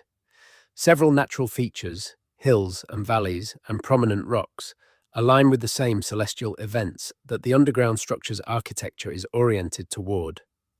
This suggests that the builders of the network were working within a larger landscape of significance, that the underground structure was one component of a more extensive system of landmarks and orientations that organize their understanding of their territory and their place in the cosmos. This is consistent with what is known about Bronze Age worldview in general, from the evidence of other sites. The builders of Stonehenge and the Boyne Valley Passage, tombs and the stone circles that punctuate the landscapes of Scotland and Ireland and Brittany were people who organized their world according to alignments between earth and sky, who understood their territory as a map of cosmic relationships and who encoded that understanding in their most important structures. The Scottish network fits within this tradition, and that fitting is not evidence of anything anomalous in itself. What is anomalous is the scale, the specificity of the central deposits, the botanical material, and the map-like character of the carved discs. These are the things that do not fit within the conventional picture, and it is these things that the research community is still working through, with the care that working through genuinely difficult questions requires. There is a particular kind of frustration that arises when you are in the middle of a genuinely difficult question and the world wants you to have an answer. The world, meaning The press and the public and the funding agencies and the institutions that make careers wants clarity. It wants to know what it means. It wants the finding to be either confirmed or dismissed, and it is impatient with the extended period of investigation and uncertainty that real science requires. This impatience creates pressure that can distort the process, either by pushing researchers toward premature conclusions that they will later have to retract, or by pushing them toward excessive caution that prevents important findings from receiving the attention they deserve. The researchers who work on the Scottish network have navigated this pressure with varying degrees of success. Some of them have given interviews that were then packaged into headlines that overstated their findings significantly. Some of them have withdrawn from public discussion almost entirely, preferring to work in the specialist world where the norms of careful qualification are better understood. Some of them have tried to walk the difficult line of engaging with the broader public interest while maintaining the appropriate level of uncertainty about what has been found. What is clear from the outside looking in is that the findings are significant, that they add to a body of evidence that is challenging the settled picture of the pre-Columbian world in ways that are not easily dismissed, that the investigation is ongoing and the most interesting questions are still open, and that the network beneath the hills of northeastern Scotland, whatever its full extent proves to be and whatever the objects found inside it ultimately reveal, is one of the most significant archaeological discoveries of the early 21st century. It deserves to be known, not in the distorted form that sensationalism produces, not as proof of ancient aliens or secret civilizations or the other frameworks that the popular imagination defaults to when confronted with the genuinely strange, but as what it actually is, a sophisticated and well-preserved complex of structures built by people who were more connected, more knowledgeable, and more intentional than the conventional picture of Bronze Age Scotland allowed. A collection of objects that carry information we have not yet fully decoded. A window into a period of human history that is older and richer and more surprising than we knew. The people who built the tunnels knew something. They went to enormous trouble to preserve that knowledge, to seal it underground and orient it toward the sky. They used the most durable materials available to them, stone fitted to stone in a way that had already lasted thousands of years when the first archaeologist descended into the main passage. They decorated the inner chambers with symbols that meant something specific, and they left behind objects that were clearly important, too important to keep in the world above, important enough to go underground with. We have not yet worked out what they knew, but we are working on it, and the conversation that has been conducted in specialist journals and conference rooms and field reports for the past decade and a half is becoming wider, more inclusive of different kinds of expertise and different kinds of knowledge, more willing to sit with uncertainty and follow the evidence wherever it goes. That is the work. That is what science at its best looks like. And the tunnels beneath Scotland, dark and cold and waiting, are part of what makes it possible. There are traditions in the Celtic-speaking world of what might be called the persistence of the underground. The idea that certain things, certain knowledge, certain powers take refuge in the earth when they cannot persist above ground. When the old ways are overrun or forgotten or suppressed, they do not disappear. They go down.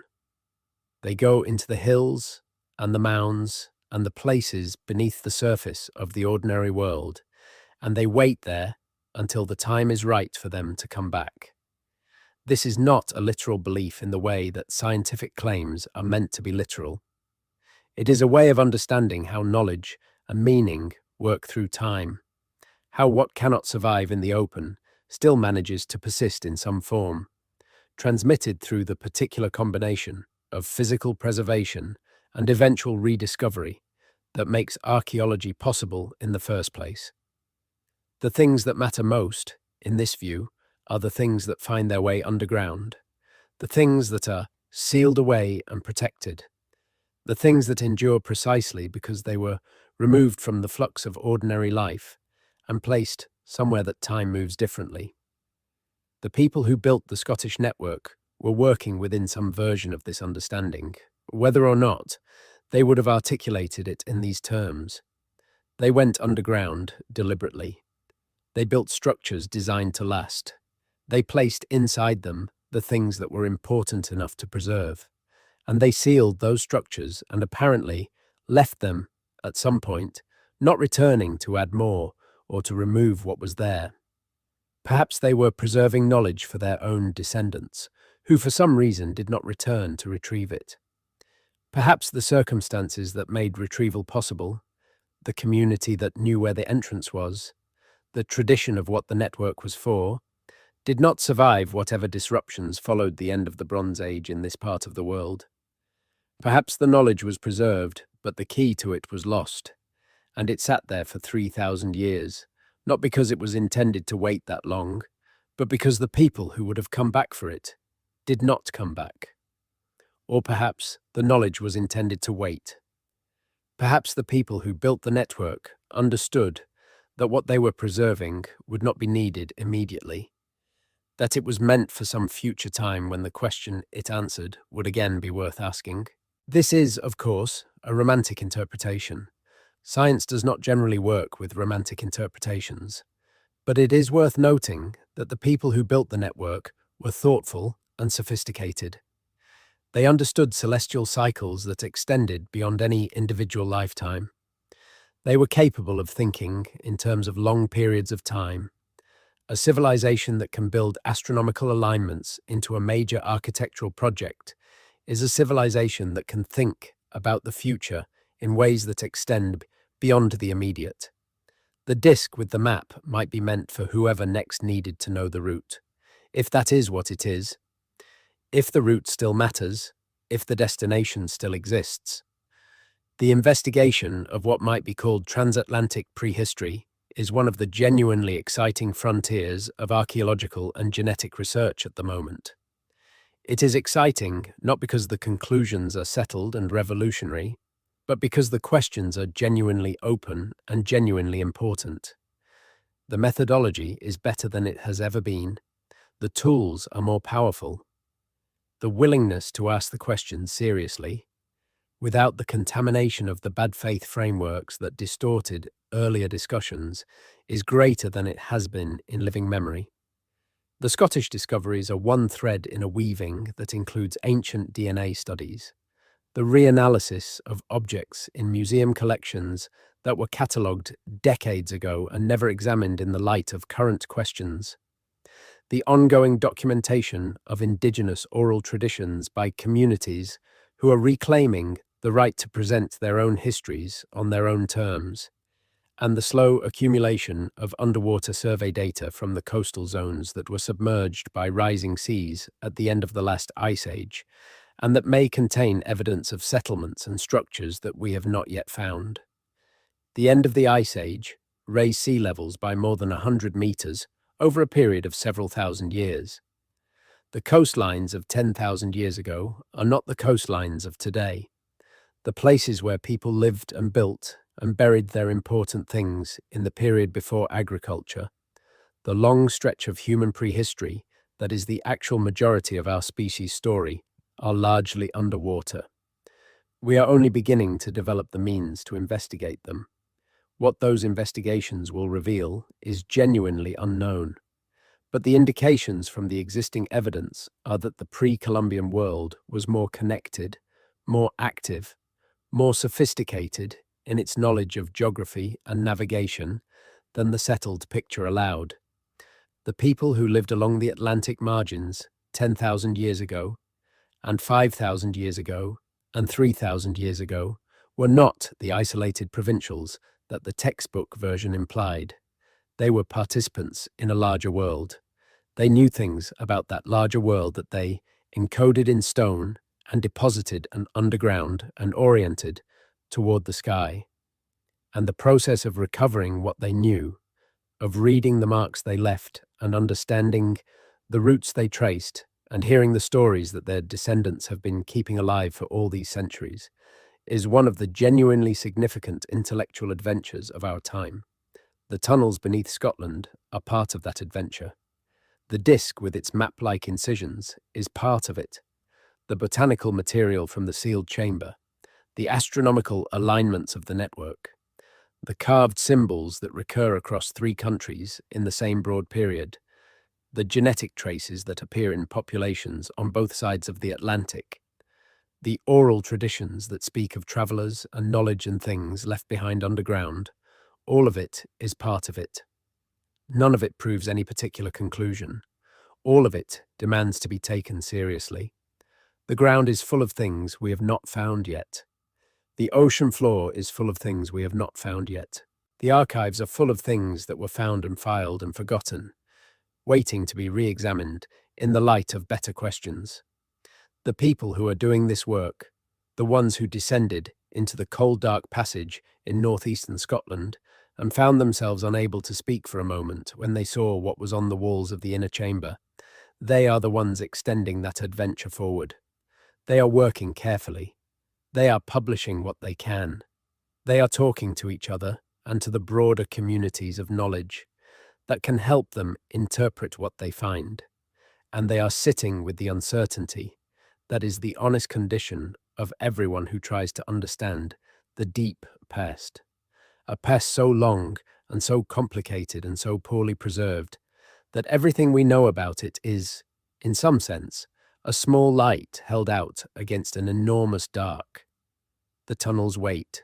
The disk is being studied. The network continues to be mapped. And somewhere in the coastal traditions of the Mi'kmaq and the Wabanaki and the dozens of other nations who have been watching this from their own perspective, sometimes with deep interest and sometimes with a kind of quiet recognition, the question of what happened and when and how continues to be asked and continues to wait for an answer good enough to carry it forward. We are not there yet. We may not be there for a generation, but we are closer than we were, and the tunnels beneath Scotland are part of why. Let the images settle now, if you like. The dark passage, cold to the touch and smelling of deep earth. The disc in its sealed niche, the incised lines catching the torchlight at an angle that made them suddenly legible for a moment, and then, as the angle changed, obscure again. The corbelled roof of the inner chamber, each stone chosen and placed with a care that has outlasted the civilization that placed it. The vast Atlantic on a Bronze Age morning, the colour of pewter under an overcast sky, moving in the long rhythms of something that does not know it has a name. The people who built the network knew the ocean. Whether they crossed it, whether what is in the tunnels is evidence of crossing or only of knowing, that question remains open. But the knowing itself is not in doubt.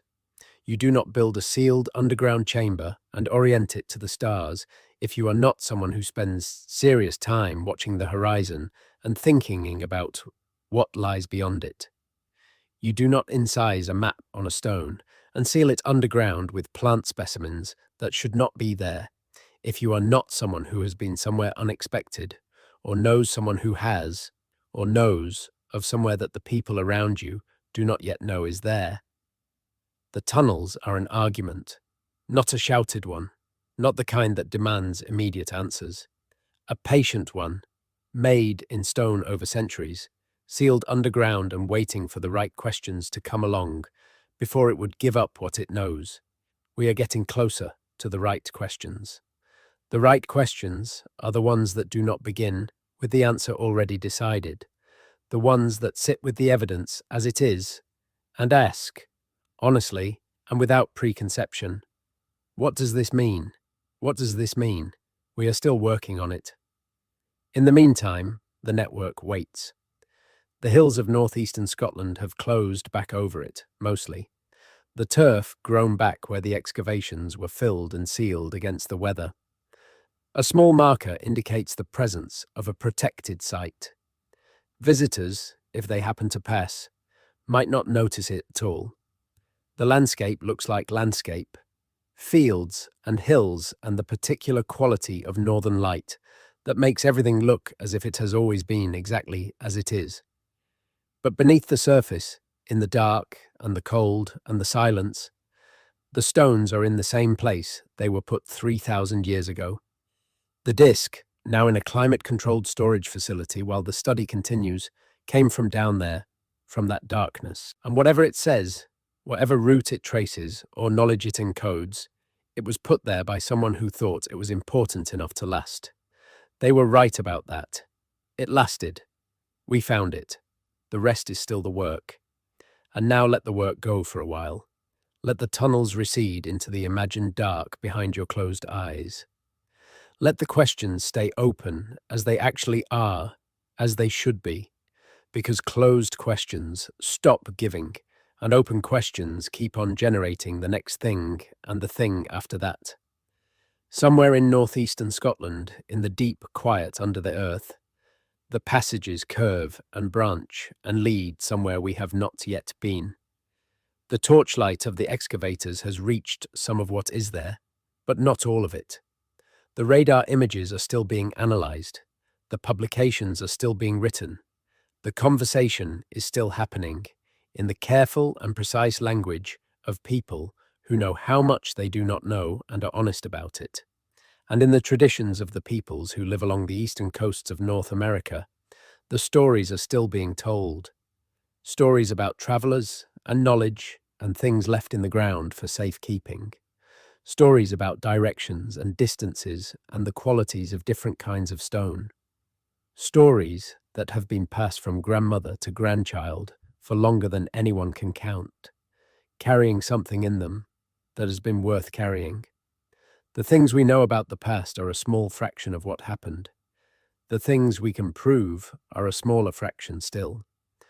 But the direction of the evidence, the direction in which the patterns point when you stand back, far enough to see them whole, that direction is toward a past more connected and more intentional than the one we thought we knew. The tunnels beneath Scotland are part of that direction. They are evidence that people who lived 3,000 years ago, and perhaps earlier in the hills above the Moray Firth, knew things about their world and about worlds beyond it that they considered worth preserving at some cost and effort. They built a structure for the ages. They put in it the things they most wanted to last, and they sealed it and oriented it toward the sky and left it for whoever was next. We are whoever is next, and the work of understanding what we have been left is perhaps the most interesting work there is. Sleep well. The stars above you tonight are the same stars they watched. The questions they were asking are the questions we are still asking. And the darkness that holds the answers is patient in a way that all the urgency of the present cannot quite match. It will give up what it knows when the right questions have been asked. We are getting closer. Rest now and let the tunnels wait a little longer. There is a particular quality to the evidence that keeps accumulating around this question that is worth dwelling on. Before we go further into the specific threads that connect Scotland to the wider world, the quality is one of convergence. When evidence converges, when findings from different disciplines and different sites and different kinds of analysis all point in the same direction without having been coordinated to do so, that convergence is itself significant. It is what distinguishes a genuine signal from noise. Noise is random. It points in many directions simultaneously and does not accumulate into a consistent picture.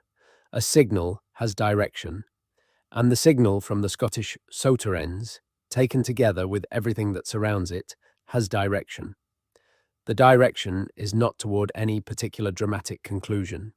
It is not toward the vindication of any specific alternative theory. It is toward complexity, toward a picture of the ancient world that is richer and more surprising and less tidy than the one we have been working with. The people who built the network in northeastern Scotland were connected to people beyond Scotland. They were part of a world that was larger than the boundaries we have drawn around Bronze Age Britain. And the world beyond those boundaries, the Atlantic and what lay beyond it, was not entirely unknown to them. This is the beginning of the answer. not the end of it. To understand how the evidence from Scotland connects to the broader question of transatlantic prehistory, it helps to follow some of the specific threads in more detail. Each thread, taken alone, is interesting but not conclusive. Taken together, they weave something that is harder to dismiss. The first thread is the tradition of long-distance seafaring in the Bronze Age Atlantic world, which is better documented than most people realize. The Bronze Age peoples of Western Europe were not landlocked farmers who huddled at the edges of the sea and watched it with fearful eyes. They were mariners. The evidence for this comes from multiple sources. The distribution of traded objects, bronze of specific alloy compositions that can be traced to specific ore sources in specific regions, turning up hundreds of miles from their origin in contexts that speak of regular and purposeful movement rather than casual exchange.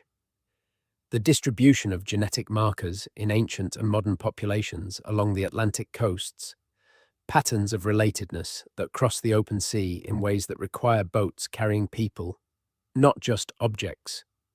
The astronomical alignments of major monuments, which require the sharing of observational knowledge across communities separated by sea, knowledge that travelled with the people who held it. The Bronze Age maritime world of the Atlantic was extensive. It connected the coasts of Portugal and Spain with those of France and the British Isles and Ireland. It extended through the Irish Sea and around the northern tip of Scotland into the North Atlantic approaches. And the Northern Atlantic, while cold and often stormy, is not impassable. It is, in some ways, the most navigable part of the open ocean, because the island chains that stretch from Scotland through the Faroes to Iceland to Greenland provide stepping stones that break the crossing into manageable segments. Norse sailors, working in the early medieval period, reached Iceland and Greenland and eventually North America by precisely this route. And the technology they used was the product of a long tradition of Northern European seafaring that had its roots in exactly the period we are discussing. The connection between Bronze Age Atlantic seafaring and the Norse voyages to North America is not a direct one. There is a gap of more than 1,000 years between the two. But the geographical logic is the same. The routes are the same. The ocean does not change its currents and its winds between the Bronze Age and the medieval period. If Norse sailors reached North America via Iceland and Greenland in the 10th century of the Common Era, there is no geographical reason why Bronze Age sailors could not have done the same, or something functionally equivalent, in the period we are discussing. The reason they are assumed not to have done so is not geographical. It is circumstantial. It is the absence of evidence in a form we find convincing. The absence of evidence in a domain where preservation is poor and the relevant ocean crossings would have left very little physical trace in most conceivable scenarios is not as strong an argument as it is sometimes made to appear. The second thread is the genetic evidence, which we have touched on, but which deserves more detailed attention. The analysis of ancient DNA from populations in North America is still in its relatively early stages, because the conditions required for ancient DNA preservation are specific and are not present everywhere, and because the ethical protocols around the sampling of indigenous remains have, appropriately, become more stringent over time. But the data that has been collected from sites that meet the preservation requirements and where indigenous communities have consented to sampling has produced results that are genuinely difficult to account for within the simple Beringian migration framework. The most significant finding, in terms of our specific question, is one that appeared in a study published several years ago, using ancient DNA from sites along the coast of what is now Maine and New Brunswick.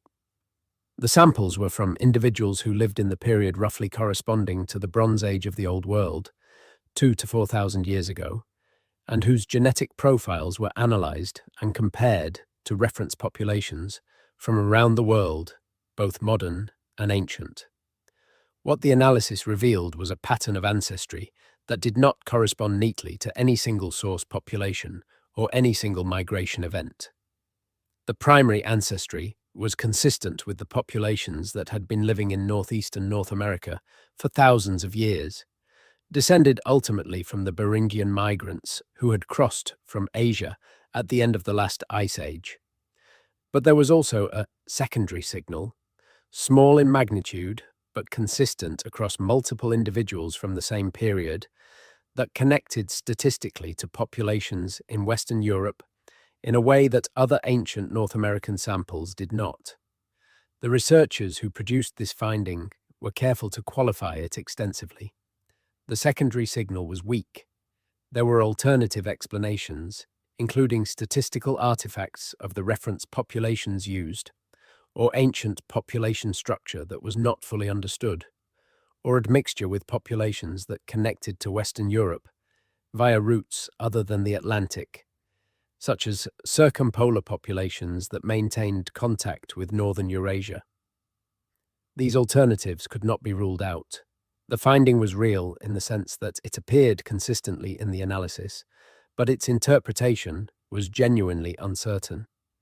What the finding did do was make the question of Atlantic contact in the Bronze Age period a question that genetic researchers could no longer simply ignore. Before it was published, the consensus position was not just that Atlantic contact had not been proven, but that there was no particular reason to look for it. After it was published, there was a reason to look. Not a conclusive reason, but a legitimate one. And in science, having a legitimate reason to look is often the most important step. The third thread involves something that sounds mundane but is actually quite specific and quite strange. It involves boats. The boats of the Bronze Age Atlantic world are, as we noted earlier, not well preserved. The Dover Bronze Age boat is the most significant example, and it is impressive.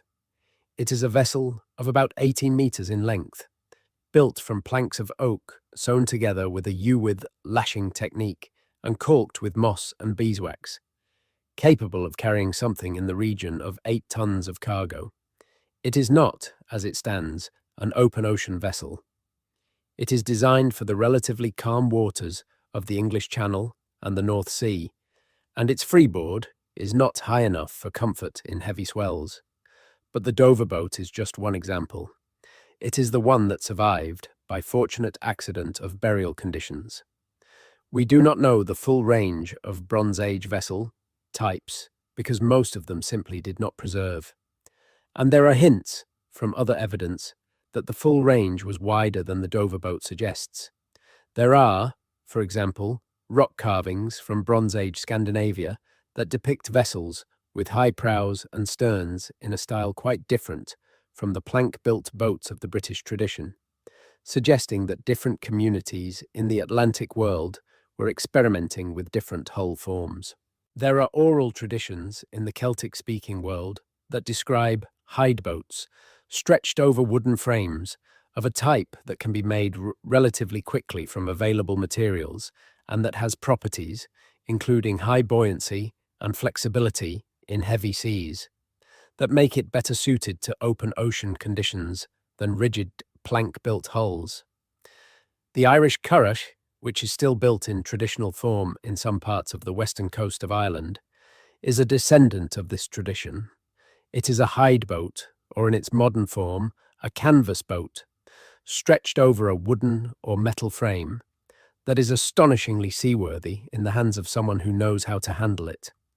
Tim Severin's famous voyage in 1976 and 1977, during which he sailed a replica of a medieval Irish curragh from Ireland to Newfoundland via the Faroes and Iceland and Greenland, demonstrated practically what had previously been only theoretical. The technology for crossing the North Atlantic was available in the early medieval period, using traditional materials and methods. There is no compelling reason why equivalent technology could not have been available, in some form, in the Bronze Age. The hideboat tradition is ancient. It appears in multiple forms in multiple cultures along the North Atlantic rim. The Inuit umiak is a large skimboat capable of carrying many people and substantial cargo. The Aleutian kayak is a skin boat capable of extended coastal voyaging. The fact that hideboat traditions appear on both sides of the Atlantic in forms that are functionally similar, even if they differ in the specific construction details, is either evidence of independent invention, driven by the availability of the same materials and the same practical needs, or it is evidence of shared ancestry, of a common tradition that spread along the routes of contact that we are trying to trace. Distinguishing between these possibilities is very difficult in practice, because hideboats do not preserve in the archaeological record, and the traditions associated with them are transmitted through practice and apprenticeship rather than through texts. The fourth thread, perhaps the most surprising to people who encounter it for the first time, involves language.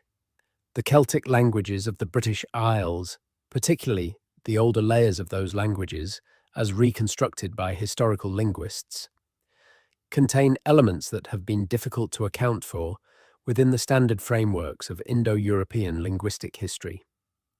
The Celtic languages, as a whole, belong to the Indo-European family, descending from the ancestor language that spread across much of Eurasia in the Neolithic and Bronze Age periods. Their structure and their core vocabulary are consistent with this ancestry. But they also contain elements, particularly in the oldest preserved strata of Welsh and Irish and Scottish Gaelic, that do not obviously derive from Indo-European roots and that have been grouped by linguists under the umbrella term of pre-Celtic substrate. The pre-Celtic substrate is the residue of whatever languages were spoken in the British Isles and Ireland before the Celtic languages arrived and became dominant. Those earlier languages are not preserved. We have no texts in them. We cannot reconstruct them in any detail. But their traces persist in the modern Celtic languages in the form of vocabulary and structural features that have no obvious Indo-European etymology. Some of these substrate features are found in place names.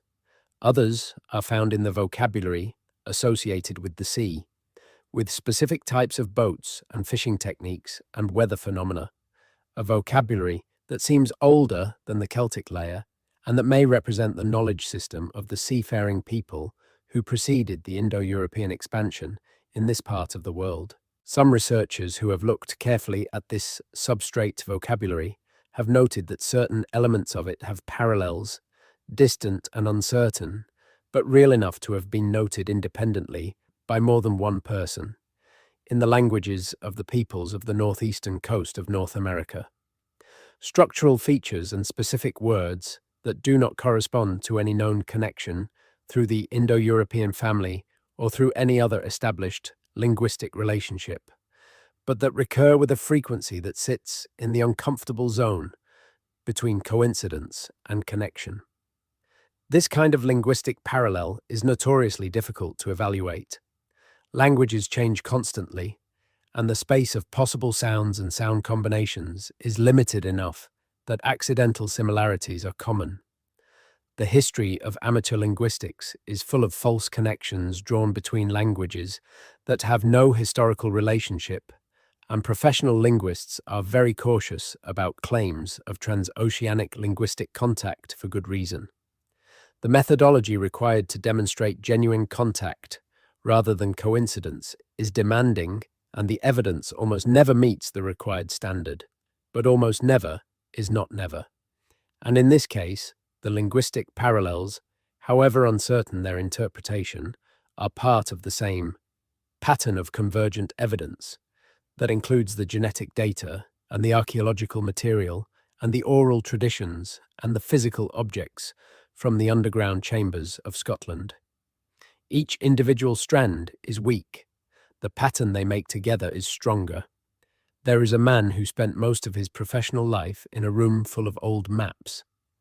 Not the decorative kind that hang on walls in antique shops, but working maps, the kind that navigators used, the kind that show not just coastlines but currents, depths, prevailing winds, the practical knowledge of the sea encoded in lines and symbols on vellum or paper. He worked at a maritime museum in one of the countries of the Atlantic Rim, and his job was the documentation and analysis of this collection, a job that required him to understand not just the cartographic traditions of the historical period, but the navigational knowledge that the maps encoded and the communities of practice that produced and used them. He became, over the course of this work, interested in a specific question. The question was this: when you look at the oldest surviving maps of the North Atlantic, the ones from the early period of European exploration, before the voyages of Columbus and Cabot and the others who are credited with the discovery of the Americas, what do you see? What do those maps show? And what, in the spaces where they show nothing or show things wrong, were the cartographers not knowing or not being able to say? The oldest surviving maps of the North Atlantic show the British Isles and Ireland and Iceland and, in some cases, islands further west that may be Greenland or may be something else entirely. They show these things with varying degrees of accuracy, and they show, in the western reaches of the ocean, occasional islands and features that are not obviously identifiable with anything that actually exists, things that have been grouped together under the category of mythical or imaginary islands, the most famous of which is High Brazil, which appears on European maps from the 14th century, onward as a circular island to the west of Ireland. The conventional treatment of High Brazil and similar features on old maps is to dismiss them as products of imagination or misidentification or navigational error. And for some of them, this dismissal is probably correct. But the consistent placement of certain features, their persistence across multiple cartographic traditions, and the specificity of some of the descriptions associated with them are things that the researcher in the room full of maps did not find easy to dismiss entirely. His particular interest was in an older layer of knowledge, the knowledge that might have existed before the surviving maps were made, knowledge encoded in pilot books and sailing directions rather than in drawn maps. Practical navigational information passed from one generation of sailors to the next in the form of instructions and descriptions rather than graphic representations. These pilot books rarely survive in forms older than the medieval period, and the ones that do are fragmentary and difficult to interpret. But they contain, in some cases, references to routes and destinations that do not correspond to anything in the known geography of their stated period. He found, in one of the collections in his museum, a document he believed to be a late medieval copy of a much older sailing direction, a text describing a route from the northwestern coast of what is now Scotland or Ireland, through a series of waypoints identified by the behavior of birds and the color and temperature of the water and the direction of the prevailing swells, to a land in the west that was described in terms that could apply to several possible destinations, including several that were not in the Atlantic at all and several that were. The document was fragmentary. Large portions of it were missing or illegible, and the researcher was careful to note in his published account of it that its significance was uncertain and its interpretation was contested. But he was also clear that the text appeared to represent, if it was what he thought it might be, a tradition of navigational knowledge extending to destinations in the Western Atlantic that predated by a substantial margin the period in which Europeans are conventionally said to have learned of those destinations. This is one document, partial, uncertain, and contested. It is not proof of anything, but it is consistent with the accumulating pattern of evidence that we have been building, and it adds another small weight to one side of a scale that is slowly, incrementally tipping. The politics of this question are complicated in ways that go beyond ordinary academic disagreement. The question of pre-Columbian contact between the Old World and the Americas is one that touches on issues of indigenous sovereignty, of colonial history, of the ways in which narratives about the past are used to justify or contest arrangements in the present.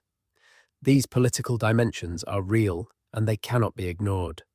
On one side, There is a long history of using pre-Columbian contact claims to minimize the achievements of indigenous peoples, to suggest that anything impressive in the pre-Columbian Americas was the result of Old World influence rather than indigenous innovation, to deny indigenous peoples the credit for their own history. This history is deeply damaging, and its effects are ongoing. Claims of pre-Columbian contact have been made by racists and colonialists as part of a broader project of delegitimizing indigenous presence and indigenous rights. Any serious discussion of this topic has to reckon with this history and has to be very careful not to replicate its moves. On the other side, there is the risk of a different kind of distortion.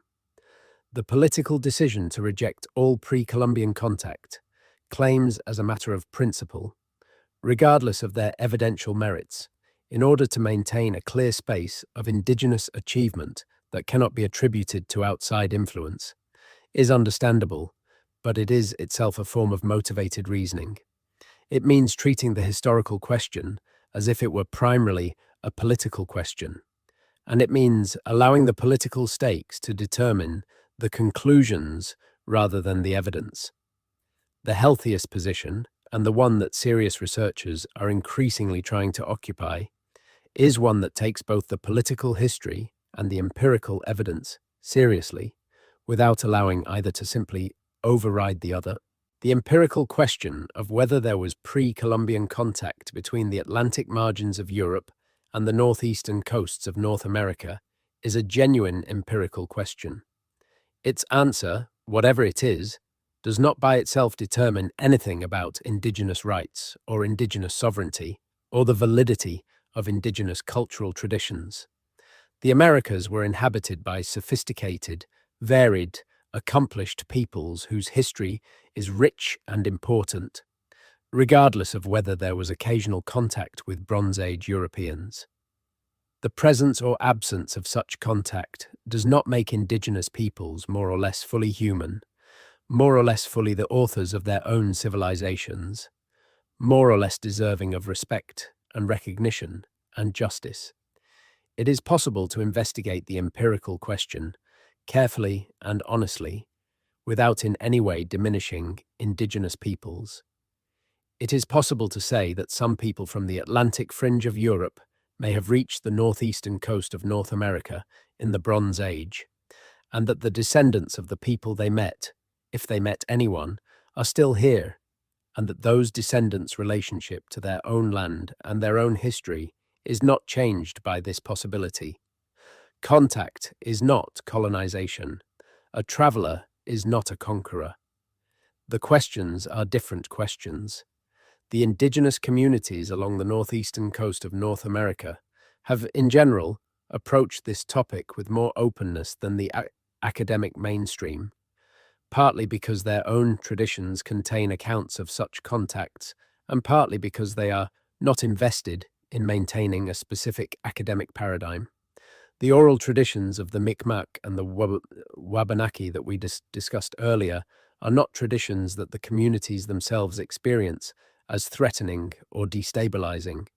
They are part of a broader sense of their history as something deep and complex and connected to a world larger than the one that appears in standard historical accounts. The researchers who work in this field with the most integrity are the ones who take both the empirical evidence and the indigenous traditions seriously, who bring rigorous methodology to the scientific questions and genuine respect to the human relationships involved, and who are honest about what they do and do not know. These researchers are making progress. The progress is slow because the evidence is difficult and the political sensitivities are real and the institutional resistance is significant. But it is real progress. The picture is changing. The questions that were not being asked 10 years ago are being asked now, and the answers that are coming back are reshaping, piece by piece, the way we think about the deep past. There is a stone in the collection of a university museum in one of the cities of the British Isles that was collected in the 19th century from a site in Scotland and catalogued as a piece of building material. It sat in a storage drawer for over 100 years, labeled with a brief description and a site reference, rarely looked at, one of tens of thousands of objects in the collection that came from excavations conducted before modern standards of documentation and before the development of the analytical techniques that might have revealed its significance. It was examined a few years ago by a researcher who had been working through the collection systematically, photographing everything and cross-referencing it against the site's records to build a picture of what the 19th century excavators had found. When she got to this particular stone, she almost passed over it. It was a flat piece of local sandstone, about the size of a dinner plate, unremarkable in its physical form. The marks on its surface were faint, and she initially took them for natural weathering. But she photographed it anyway, and the photographs, taken under raking light that accentuated the relief, showed something that the flat overhead light of the storage room had not revealed. There were marks on the surface of the stone, not deep, not fresh, but intentional. The same kind of intentional marks, the same notational principle, the same recurrence of specific symbols at specific points that characterize the carved objects from the northeastern Scottish Souterrains system.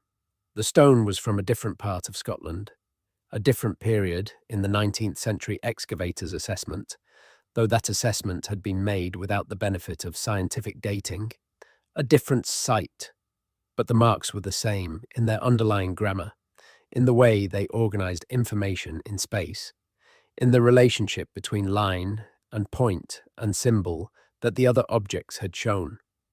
This was the museum equivalent of finding the third occurrence of something that you had thought might be a coincidence when it appeared twice.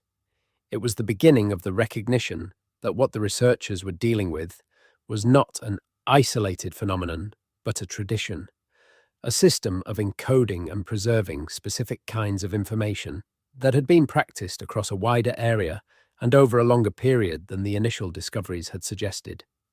The museum stone was sent for analysis. Its dating, while difficult, was consistent with the Bronze Age period of the other objects, though the range of uncertainty was wide. Its composition was local sandstone, different from the materials of the other objects, which meant it could not have been traded from the same source. It was made where it was found by someone who knew the same system of marks that had been used at the other sites. This is how a tradition leaves its traces, not in a single spectacular object, but in the accumulation of consistent practices across space and time. The individual instances are not conclusive. The pattern is harder to dismiss. The geophysics team that had produced the initial radar survey of the Scottish network returned to the site several years later with more powerful equipment and a more detailed protocol, designed to address specific questions that the first survey had left open. Among those questions was the structure of the deeper portions of the network. The sections that had appeared in the first survey as unresolved signals, possible chambers that could not be clearly distinguished from collapsed debris or from rock formations that were not constructed features. The new survey took 2 weeks to complete, working in a grid pattern across the full extent of the site, with a resolution fine enough to distinguish individual stones.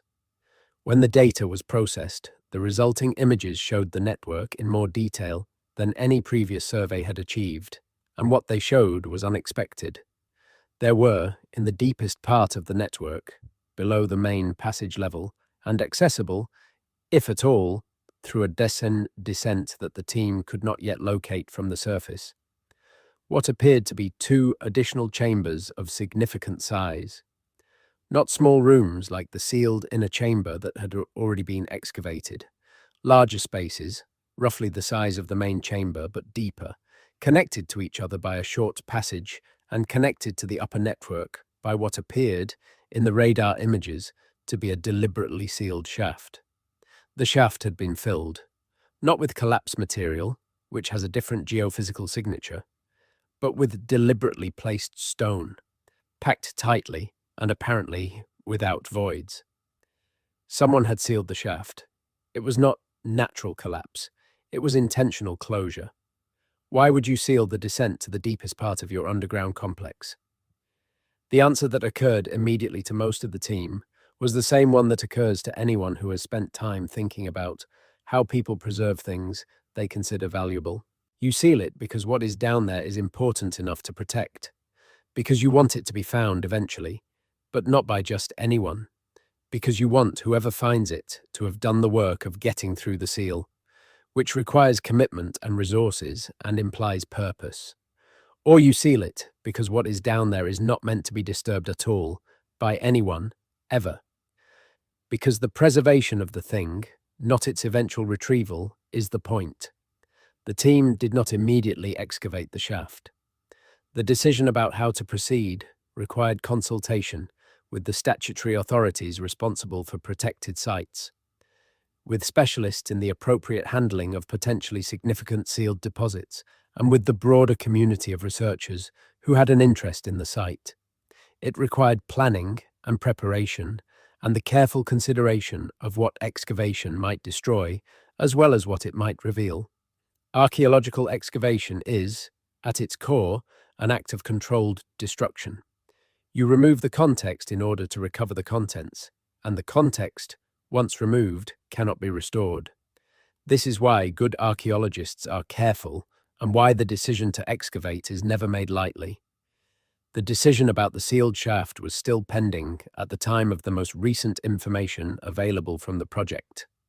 The planning and preparation work was underway. The consultation had been productive. The expectations among the team and among the broader specialist community that had been following the project were high. Not because what lay in the lower chambers was expected to provide the simple dramatic revelation that the press and the public tend to associate with archaeological discovery, but because the accumulation of evidence from the upper portions of the network had established clearly enough that this was a site of unusual significance, and the sealed shaft was the clearest indication that there was more significance still to be found below. What is down there? We do not know. No one knows.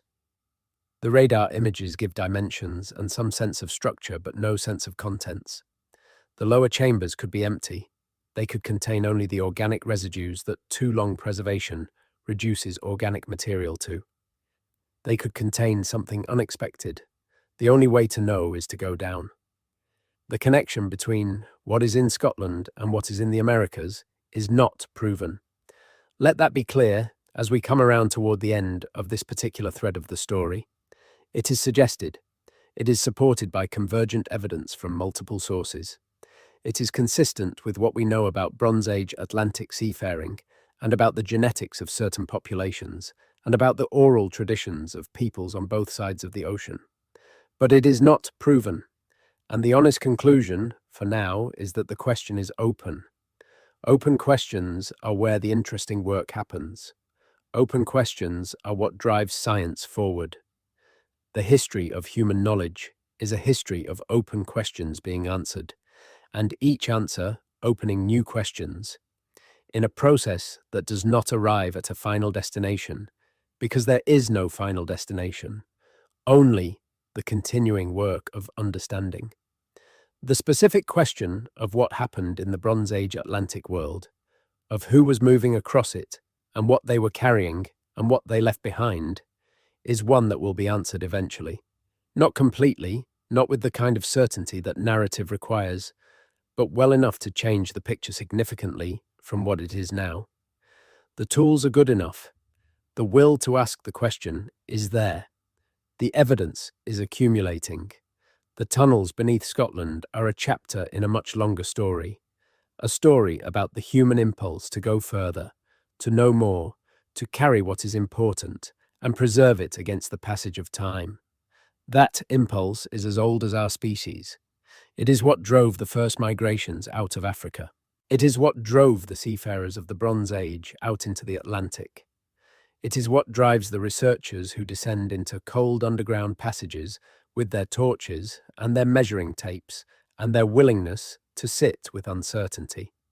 It is, in the end, what drove whoever built the Scottish network to build it in the first place, to go underground, to carve into stone, to seal away what mattered and orient it toward the stars, to put things down in the dark in the hope or the certainty, or perhaps something that does not have a name in any language we speak now, that eventually someone would come looking.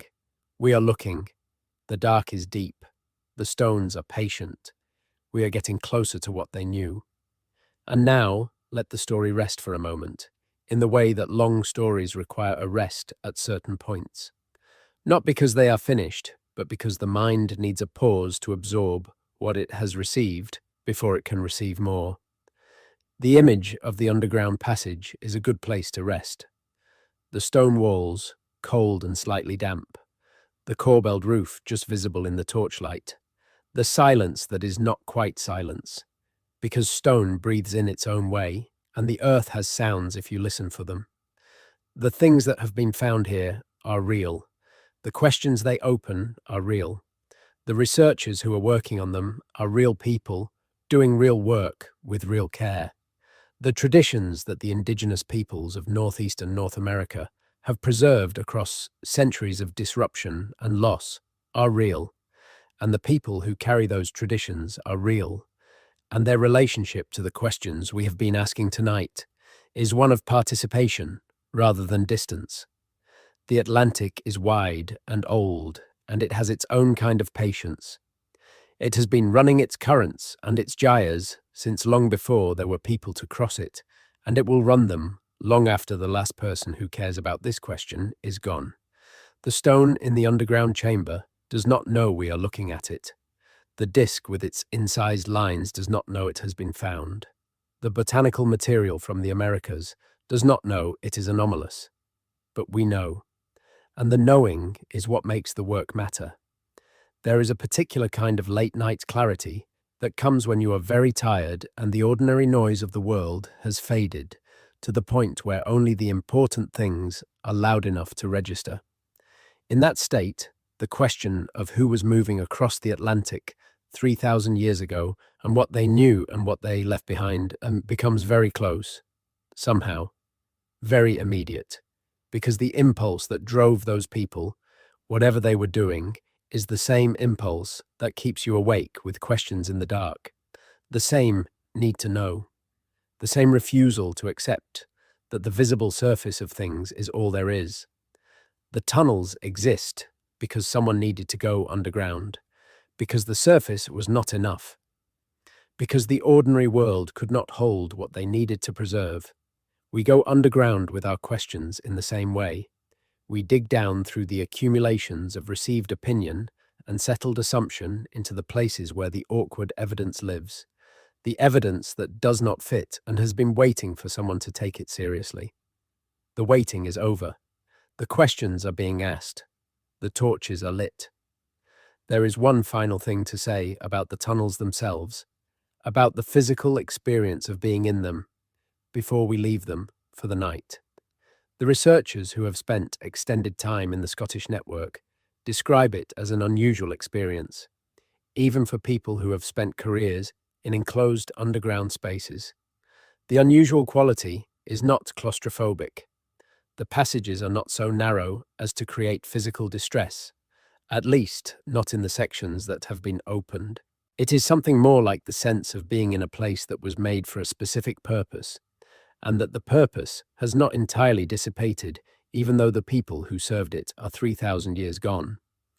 The sense that the air in the chamber, which is perfectly still, which has not moved for a very long time, is somehow thick with intention. This is not a scientific observation. The researchers are careful to say this when they describe it. It is a subjective impression, not a measurement. But several of them have used similar language independently, and there is something worth noting about the consistency of the impression, even if it cannot be quantified. The ancient builders created a space that still communicates something to the people who enter it, 3,000 years later. That communication may be purely psychological, a function of the human mind encountering something of obvious intentionality and inferring purpose, even where the specific purpose is unknown. But it may also be something that the builders intended. They built to communicate.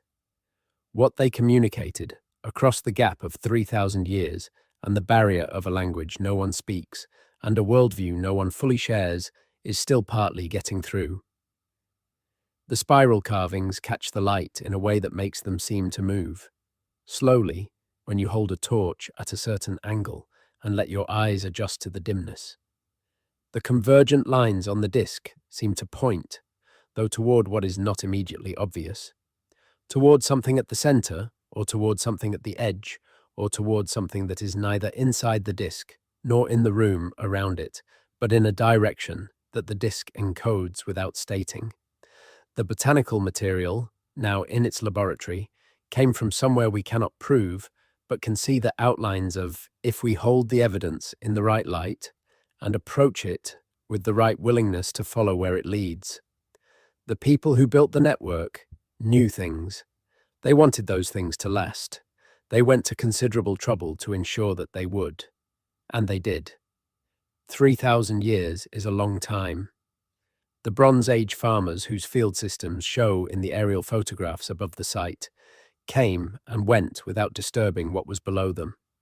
The medieval farmers who ploughed different patterns into the same land came and went. The modern drainage projects that altered the water table and caused, indirectly, the subsidence that opened the way in, came and went without anyone knowing what they had done until the wheelbarrow fell through. And now we are here, descended, in the passage, looking at the marks on the wall by torchlight, trying to read what they say, knowing we do not yet have the full vocabulary, but that the vocabulary exists and that the work of assembling it is what we do. This is archaeology. This is science. This is the particular human stubbornness that refuses to stop asking, even when the answers are slow and difficult and threaten to require us to revise things we thought we knew. The tunnels are patient. The disc will still be there in the morning. The lower chambers, wherever the sealed shaft leads, are waiting. We will come back. We will go deeper. We will find what is there to be found, and we will sit with it, honestly and carefully, until it begins to give up what it knows. That is the promise. That is the work. And tonight, that is enough. In the quiet before sleep takes you, let the tunnels be where they are. In the cold ground of northeastern Scotland, in the dark that has been dark for 3,000 years, the passage curves away from the entrance and your torchlight does not reach the far end. The corbelled roof overhead is an achievement of the people who built it. Each stone, chosen and placed with intention, each one doing its part in the distribution of the weight of 3,000 years of earth and change above. The disc is in a drawer in a laboratory somewhere, in a controlled environment, under glass. The marks on it catch the light from a different direction than torchlight, and they look different in that light from the way they looked when they were first seen. But they are the same marks. The same person made them, or perhaps several people, or a succession of people in a tradition, each one adding something, each one preserving the system and passing it on. The botanical material from the sealed chamber is also in a laboratory, also in a controlled environment, being analysed with methods that the Bronze Age person who placed it there could not have imagined. Being compared to reference samples from a continent they may or may not have known existed. Being read in a language of chemistry rather than stone carving for the information it carries about where it came from. The researchers are in offices and libraries and laboratories across several countries. They are writing papers and reading papers and corresponding with each other about what the latest results mean and what the next questions are. They are being cautious and they are being careful, and they are, in the conversations they have with each other when the public is not listening, genuinely excited, not the manufactured excitement of the press release. The real thing, the excitement of people who are working on something that matters, that has not been fully worked out before, that is turning into something more significant and more surprising with every season of investigation. The Atlantic runs its currents. The North Atlantic gyre moves in its great slow wheel, And the water that passes the coast of Scotland has been through the Gulf of Mexico and along the coast of North America and across the open ocean, and it will go around again. It has been going around for millions of years. People have been crossing it in boats for thousands of years at least, probably much longer. The ocean does not record these crossings. The ocean simply carries them. The stones record what the ocean does not. The marks made by human hands in the darkness underground are still there, still legible in the sense that they are still marks, even if their full meaning is not yet recovered. They are waiting for the vocabulary to be assembled, waiting for enough of the other pieces to come together that what they say becomes clear. We are working on it, slowly, carefully, with the same patience that the builders put into the structure itself, with the same attention to what the evidence actually shows, rather than what we wish it showed or fear it showed, with the same willingness to go underground when that is where the answer is.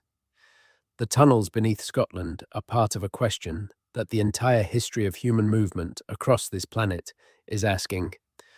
The question is simply this: how connected were we before the period we call history? How much did we know of each other, the people on the different shores of the wide ocean, the people in the islands scattered across the sea, the people in the mountains and the forests and the river valleys that the traders and the travellers and the wanderers passed through? How far did knowledge travel? How far did people go? The answer is still coming in. The answer is going to be larger than we thought. The tunnels are patient. The work continues. And somewhere in the deepest part of the network that we have not yet reached, in the lower chambers beyond the sealed shaft, in the darkness that no torch has illuminated for 3,000 years, there may be something that changes everything we thought we knew. Or there may be something that simply adds one more piece to a puzzle that is already showing its picture in outline, not yet complete, but recognizable. Either way, we will find it. Either way, it is worth finding. That is the promise of the tunnels. That is the promise of the work. And tonight, in the dark, on your side of the glass, or the screen, or whatever holds the light, that is enough to know. Sleep comes. The stones are still. The marks are still there, exactly where they were put, exactly as they were incised. Waiting, patient, full of something they have not yet finished saying. We are listening. The question of what the Bronze Age peoples of the Atlantic world believed about the dead is one that the underground chambers bring into sharp focus, because the placement of objects in sealed underground spaces, the deliberate construction of rooms that no living person was meant to enter again, connects most obviously in the context of what we know about Bronze Age funerary tradition to the treatment of the dead. And yet, the Scottish network was not a burial site, at least not in the primary sense. There were no skeletal remains found in the main passages or in the decorated chamber. The inner sealed room had no human bone. The network was not a cemetery. It was something else, something that shared the logic of burial, the idea that certain things should be placed underground and sealed and kept apart from the world of the living, but that was not reducible to the simple act of burying the dead. This is, when you think about it, more interesting than a burial site. A burial site is explained, at the most basic level, by the need to do something with a body.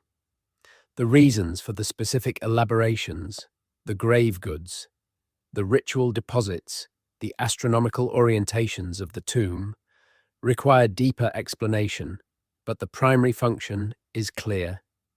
The Scottish network has no primary function that is as obvious as that. It was built for something, with enormous care and considerable resources, and that something was not the disposal of the dead. What was it for? The storage hypothesis, which works for many souterrains, is insufficient here because of the scale, the internal articulation, the astronomical alignment, and the specific objects placed in the sealed rooms. You do not build a 40-meter astronomically oriented stone passage system with decorated inner chambers for storing dairy products. The mismatch between the hypothesis and the evidence is too large. The ritual hypothesis, which says that the complex was a sacred space of some kind, is more capacious. Sacred spaces can be built for many reasons and can contain many things, and the category absorbs the specific features of the network without requiring much additional explanation. But the ritual hypothesis, as usually applied, is essentially an admission that we do not understand. We call something ritual when we cannot explain why anyone would do it by reference to practical necessity, and the label obscures rather than illuminates the specific character of what we are looking at. The specific character of the Scottish network is that it looks designed to preserve and transmit specific information. The astronomical alignment is not decoration. It is a way of relating the internal structure of the network to external and permanent reference points, the positions of celestial bodies, in a way that would allow anyone who knew the system to find the entrances, to orient themselves inside, to understand the relationship between different parts of the complex. The carved symbols are not decoration either, or not only decoration. They encode something in a system that recurs across multiple sites in multiple countries. The discs are not symbolic objects in the purely expressive sense. They are functional objects, tools for conveying spatial or relational information. The network, in this reading, is a library, an information system, a way of preserving knowledge through time in a form robust enough to survive the dissolution of the community that originally held it. And what kind of knowledge would require this level of protection and this level of elaboration? What would be important enough to go underground with, to seal away, to orient toward the stars? Knowledge of roots, knowledge of places, knowledge of what lay beyond the horizon in a world where the horizon was genuinely unknown to most people, where the limits of the known world were not the limits of the world itself, and where some people, the travelers, the seafarers, the people who went out and came back with things that should not exist, knew things that no one else knew. This is speculation, but it is grounded speculation. It is speculation that is consistent with the specific character of the objects found in the network, and it opens a question that is worth sitting with. If the Bronze Age inhabitants of northeastern Scotland had knowledge of what lay beyond the Atlantic horizon, knowledge that they considered were important enough to preserve in stone and orient toward the stars, then what did they know, and how did they come to know it? The most obvious answer is that they had contact with people who had travelled, that someone, or several someones, had made the crossing and come back, or had encountered people who had crossed from the other side, or had received, through the chain of the trading network, objects and information that originated further away than the chain was usually supposed to reach. The world of the Bronze Age Atlantic, as we have established, was a world in which things moved, in which ideas moved along with things, in which the web of contact and exchange was more extensive than the conventional picture suggested. The question of where the outermost nodes of that web reached is a question that the evidence from the Scottish network makes more pointed and more urgent. It is worth spending some time on the specific traditions of memory that allowed the communities of the Bronze Age Atlantic world to preserve and transmit the knowledge they accumulated. Because one of the things that makes the underground network so striking is the deliberateness with which it was designed as a storage medium. It was not improvised, it was planned. And planning a storage medium for knowledge requires understanding something about how knowledge can fail to be preserved, and designing against those failure modes. The communities of the Bronze Age Atlantic preserved knowledge in several ways that we can reconstruct, at least partially, from the evidence. They preserved it in practice, in the transmission of craft skills from one generation to the next, through apprenticeship and imitation. They preserved it in story, in the oral narrative traditions that encoded, geographical and astronomical and natural historical information in forms that were memorable enough to survive across generations. They preserved it in landscape, in the named features, and the monument systems that organized their understanding of their territory and made it legible to anyone who knew the key. And, in some cases at least, they preserved it in objects. In marks on stone that encoded specific information in a specific notational system that could be read by anyone who knew the code. This is writing in the most fundamental sense, the use of marks to store information outside of living memory, to make information independent of the person who originally held it. Whether it constitutes writing in the technical sense that linguists and historians use the term is debatable, because the systems we know about, or think we know about, from the Bronze Age Atlantic world do not seem to encode language in the way that the historical writing systems of Mesopotamia and Egypt and the Indus Valley do. They seem to encode specific kinds of information, spatial relationships, counts, the positions of celestial events, rather than the full range of human thought that language can express. But the impulse is the same, the recognition that memory is fragile, that communities can dissolve, that knowledge held only in living minds is knowledge at risk, and that putting marks on a durable surface is a way of giving knowledge a chance to outlast the people who originally held it. The people who built the Scottish network understood this. They understood it well enough to invest in a system of marks that was apparently shared across communities in different parts of the Atlantic world, a system standardized enough to be legible to people who had not been present when a specific set of marks was made.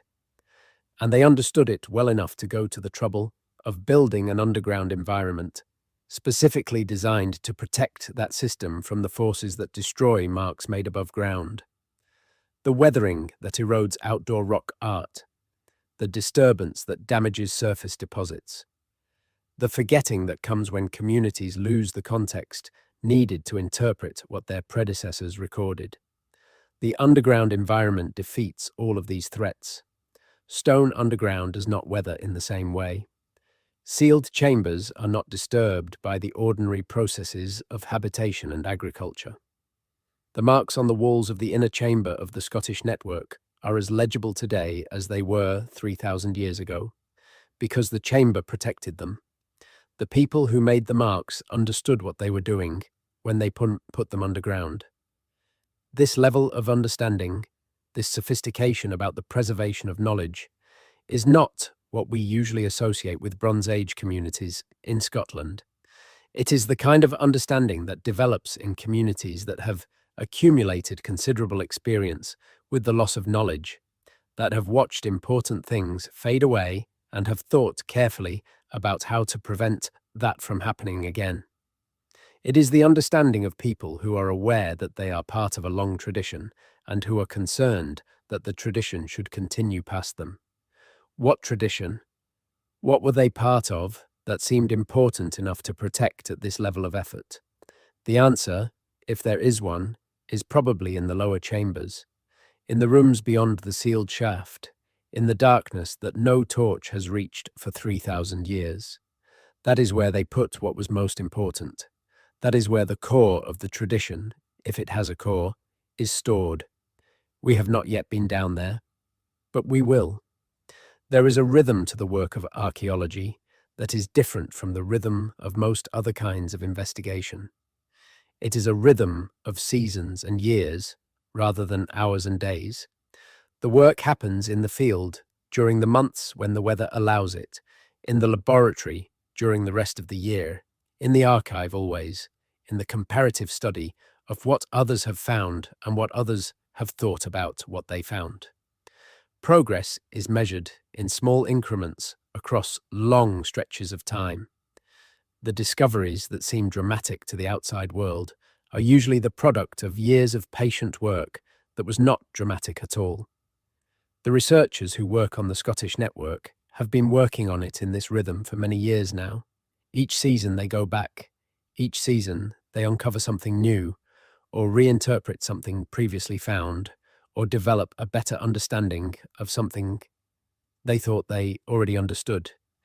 Each season, the picture changes a little, in the direction of greater complexity and greater specificity, in the direction of a clearer sense of what this place was and what it meant and what the people who built it were thinking. The questions that remain open are the important ones. The question of what is in the lower chambers, the question of whether the botanical material from the Americas will be confirmed by further analysis and by the analysis of additional samples, if any are recoverable from other parts of the network. The question of whether the carved discs and tablets from Scotland, Ireland, and Brittany encode a system of spatial information that can be deciphered with enough comparative material and enough analytical attention.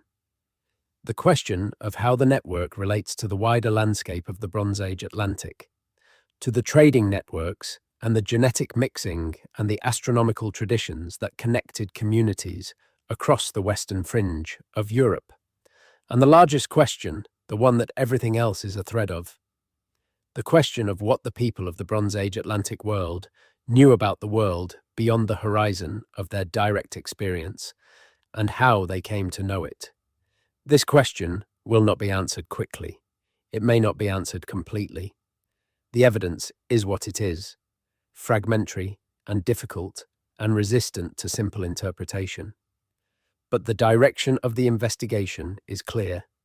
The evidence points toward a past that was more connected than we thought, toward a Bronze Age Atlantic world that reached further than the textbook showed, toward people who were doing things that we did not give them credit for. The tunnels are evidence of that. The disc is evidence of that. The botanical material, if it is what the analysis suggests, is evidence of that. The oral traditions on both sides of the ocean are evidence of that, in their way, in the way that oral traditions carry truth in a form that is not identical to scientific evidence, but that is real nonetheless, and deserves to be taken seriously. Taken all together, the evidence makes a case, not a closed case, not a proven case, but a case that is compelling enough to keep the investigation going, to justify the investment of time and resources and the willingness of researchers to stake their professional reputations on questions that the mainstream still treats with caution. The case will get stronger, the evidence will accumulate, the lower chambers will eventually be opened, the full extent of the network will eventually be mapped, the discs and tablets will eventually be understood, or at least more fully understood, through the patient application of comparative analysis and the development of better interpretive frameworks. And when that day comes, the story that the tunnels beneath Scotland are telling will be clearer. Not complete, because the past is never complete, because the past is always larger than any investigation of it. But clearer, clearer than it is now, clearer than it has ever been. That is what the work is for. That is what the patience is for. That is why the torchlight is kept burning, and the measuring tapes are kept running, and the carefully qualified papers are kept being written, and the questions are kept being asked, even when the answers are slow, because the past has things to tell us that we have not yet fully heard, and the people who put those things underground, in the dark, under the hills of northeastern Scotland 3,000 years ago, were right to think that eventually someone would come down and listen. We are listening, the tunnels are talking, and the story they tell is just beginning to be understood. Before you let sleep take you fully, there is one more image to hold. Not of Scotland, not of the underground passage or the carved disc or the sealed chamber. Something further away, something on the other side of the ocean, where the question this story has been asking has another face. Imagine a coast, the northeastern coast of North America, in the period roughly 3,000 years ago, a coast of spruce forest coming down nearly to the water, of rocky shores and islands scattered across a cold sea, of rivers running fast from the interior. The people who lived here then were not the ancestors of any single nation we know today, by name, but they were the ancestors of some of the peoples who are here still, the Micmac and the Maliseet and the Abenaki and the others, people whose connection to this coast is so long and so deep that 3,000 years is just a chapter in their history, not the beginning of it. Imagine one of those people, in a settlement on the coast, in the period we are discussing. A person who is not remarkable in their own time and place. A person who knows the coast as well as they know their own hands. Who can read the birds and the water and the clouds in ways that would take a modern person a lifetime to learn. A person who has knowledge that is specific and tested and deeply embedded in the landscape around them.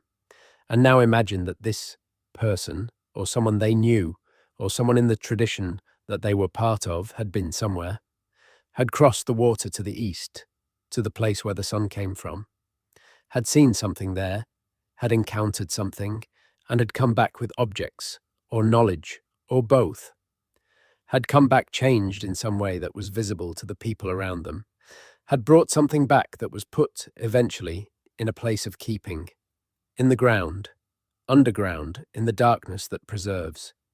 We do not know if this happened. We cannot prove it happened. But the evidence on the other side of the ocean, in the sealed chambers of the Scottish network, is consistent with it having happened. The botanical material, if it is from the Americas, had to get there somehow. And the most parsimonious explanation for how plant material from the Americas ended up in a sealed Bronze Age chamber in northeastern Scotland, if that is what it is, involves human beings carrying it, human beings who had been to the Americas, or who had received it from people who had. This is the shadow that the Scottish discoveries cast across the Atlantic. Not the proof of contact, not the settled answer to the question, but the suggestion, persistent and increasingly difficult to set aside, that the two shores of the Atlantic knew something of each other long before the conventional history says they did. That the people of the Bronze Age Atlantic world were not as bounded by their known world as we have assumed. That the horizon, while real, was not the absolute barrier we have imagined it to be. The Mi'kmaq remember something about this. The Wabanaki remember something. The oral traditions that have survived, imperfectly and partially, through centuries of disruption, carry in them the echo of a time when the world was different, when people moved in ways they do not move now, when knowledge travelled across distances that we have been slow to take seriously. The tunnels beneath Scotland are the other side of that echo, stone rather than story, sealed rather than spoken, oriented toward the sky as a way of keeping the connection alive between what was known and the larger cosmos that contained all knowledge. Both the stone and the story are telling the same thing. Both are saying that the world was more connected than we thought. Both are saying that the people who lived in it were more capable and more curious and more venturing than the settled picture allowed. Both are saying that the past is not yet fully known, and that the investigation of it is not finished, and that what we find when we go looking will continue to surprise us. The tunnels beneath Scotland have shocked the world, as the title of this story says. But the shock is not the simple shock of a single dramatic discovery. It is the slower, deeper shock of a picture changing, of a way of understanding the past being revised, carefully and incrementally, towards something that is truer than what it replaces. That kind of shock takes time to register. It builds over years of investigation and evidence and the patient work of people who refused to stop asking questions that the mainstream told them were settled. The picture is changing, the questions are open, the tunnels are patient, and somewhere, in the deepest dark of the sealed chambers we have not yet reached, there is something waiting, something put there, 3,000 years ago, by someone who understood that the world was large and that knowledge of it was precious, and that the best way to give that knowledge a chance of lasting was to go underground, into the cold and the dark and the silence, and put it somewhere that time would protect rather than erase. We are almost there. The seal on the shaft will come down. The torches will go into the darkness that has been dark for 3,000 years, and whatever is there will be there, exactly as it was left, exactly as it was meant to be found. That is the promise of the tunnels. That is the promise of the work. Rest now. The dark is safe. The stones are holding. The marks are still exactly where they were put, waiting to be fully read. And the question of what they say, the full answer to the question of what the people of the Bronze Age Atlantic world knew and how they came to know it and how far their knowledge reached, that answer is coming, slowly, patiently, with the same care that the builders put into the structure itself. It is coming. Sleep well. The tunnels will still be there in the morning, and the work will continue, and the world will continue to become a little more true, a little more fully known, a little closer to what it actually was. That is enough for tonight. There is a body of water that has been separating and connecting people for longer than it has had a name. It is called the Atlantic now, a word derived from the name of a mountain range in North Africa, by way of a mythology about a giant who held up the sky. A mythology that is itself a kind of memory, an encoding in story of something that once felt important enough to preserve in narrative. Before it was called the Atlantic, it was called other things by the peoples who lived along its shores, or it was simply the water, the great water, the water that went further than you could see, the water that had another shore, somewhere beyond the horizon, even if you had never reached that shore yourself. The North Atlantic, specifically, the section of it that lies between the British Isles and the coast of North America, is a body of water with particular qualities. Its water is cold, especially in the north, because it receives the deep, cold currents that flow down from the Arctic and mix with the warming influence of the Gulf Stream in complex patterns that create specific conditions at specific times of year. It has weather systems, the great low-pressure systems, that spiral in from the west, that can make it genuinely dangerous to small vessels at certain seasons. It has ice in the north that limited the usefulness of the northern routes in the winter months. And it has currents, the great circulating gyre that moves warm water northeast toward Europe and returns cold water southwest along the coasts of North America that create asymmetries of ease and difficulty for anyone trying to cross it. The currents are important.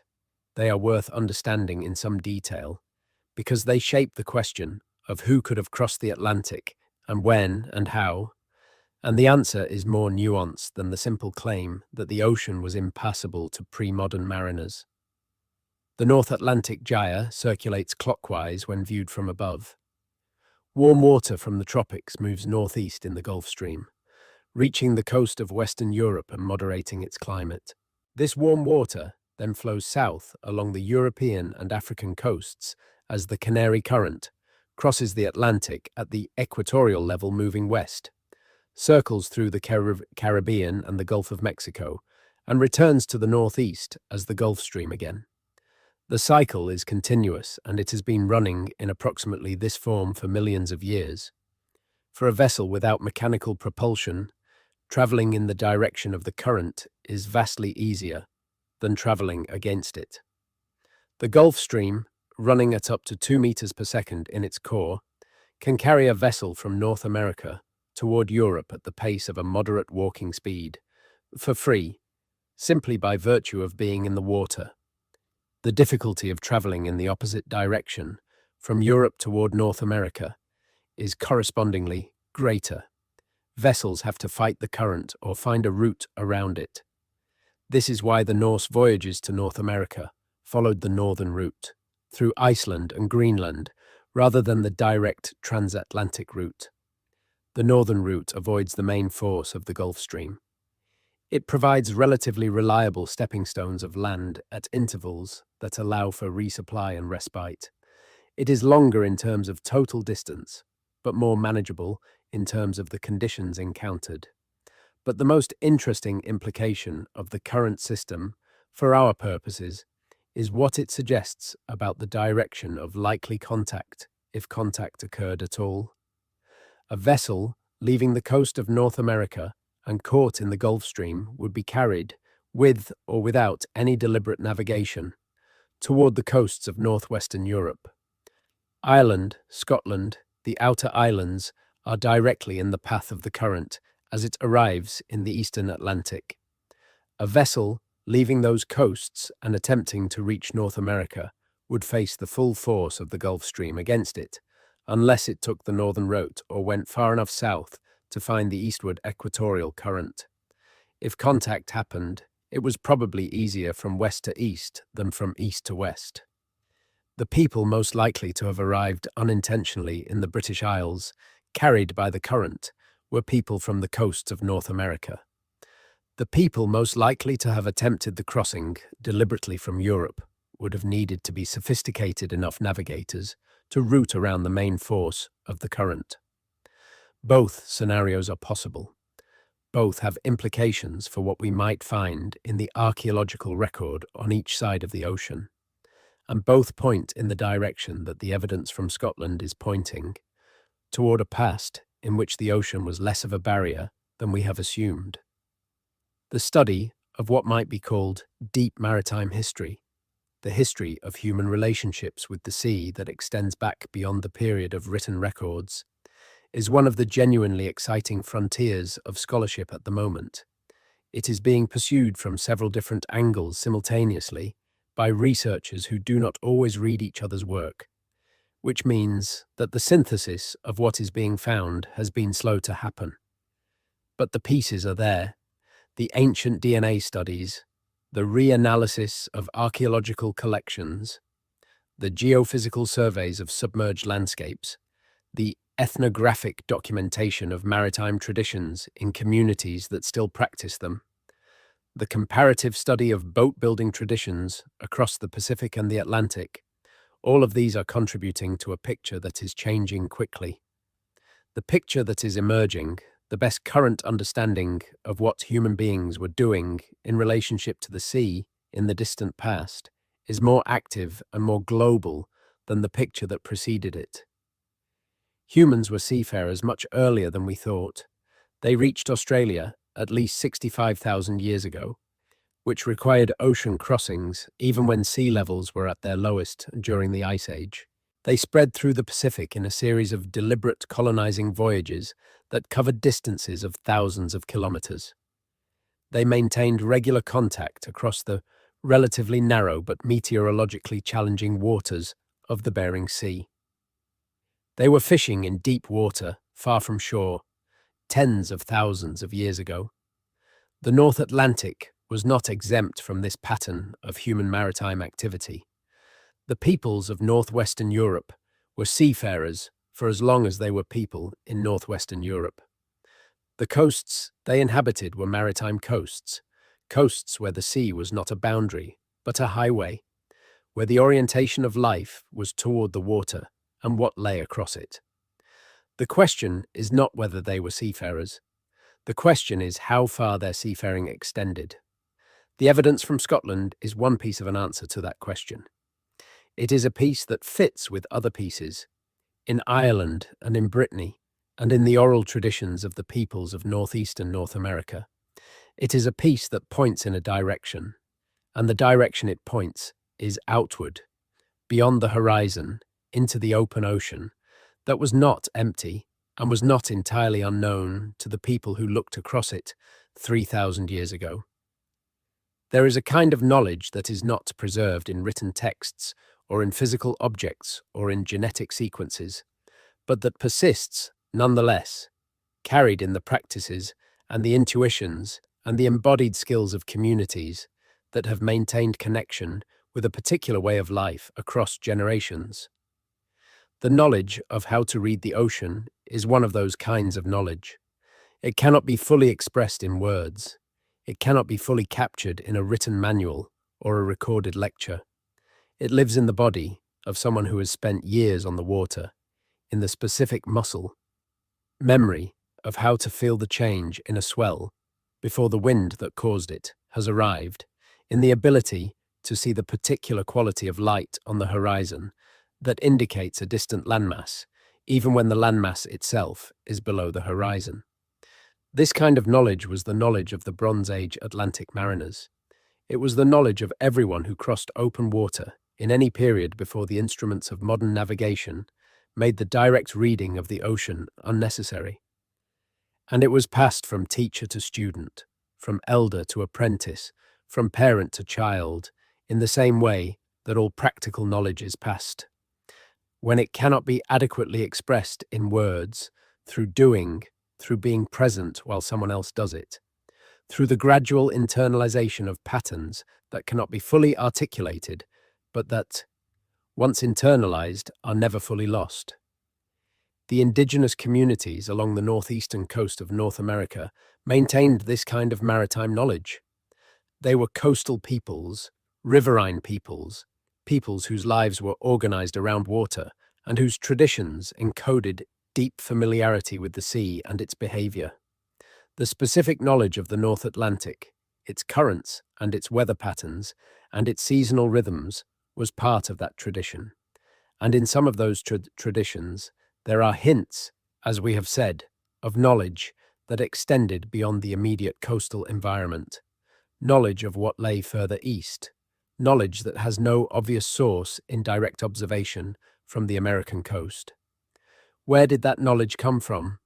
The most economical explanation, the simplest one that accounts for both the presence of the knowledge and its eastern orientation, is that it came from contact, from people who had been east, who had seen what was there, who had brought back not just objects but information that was integrated into the broader knowledge tradition of the community.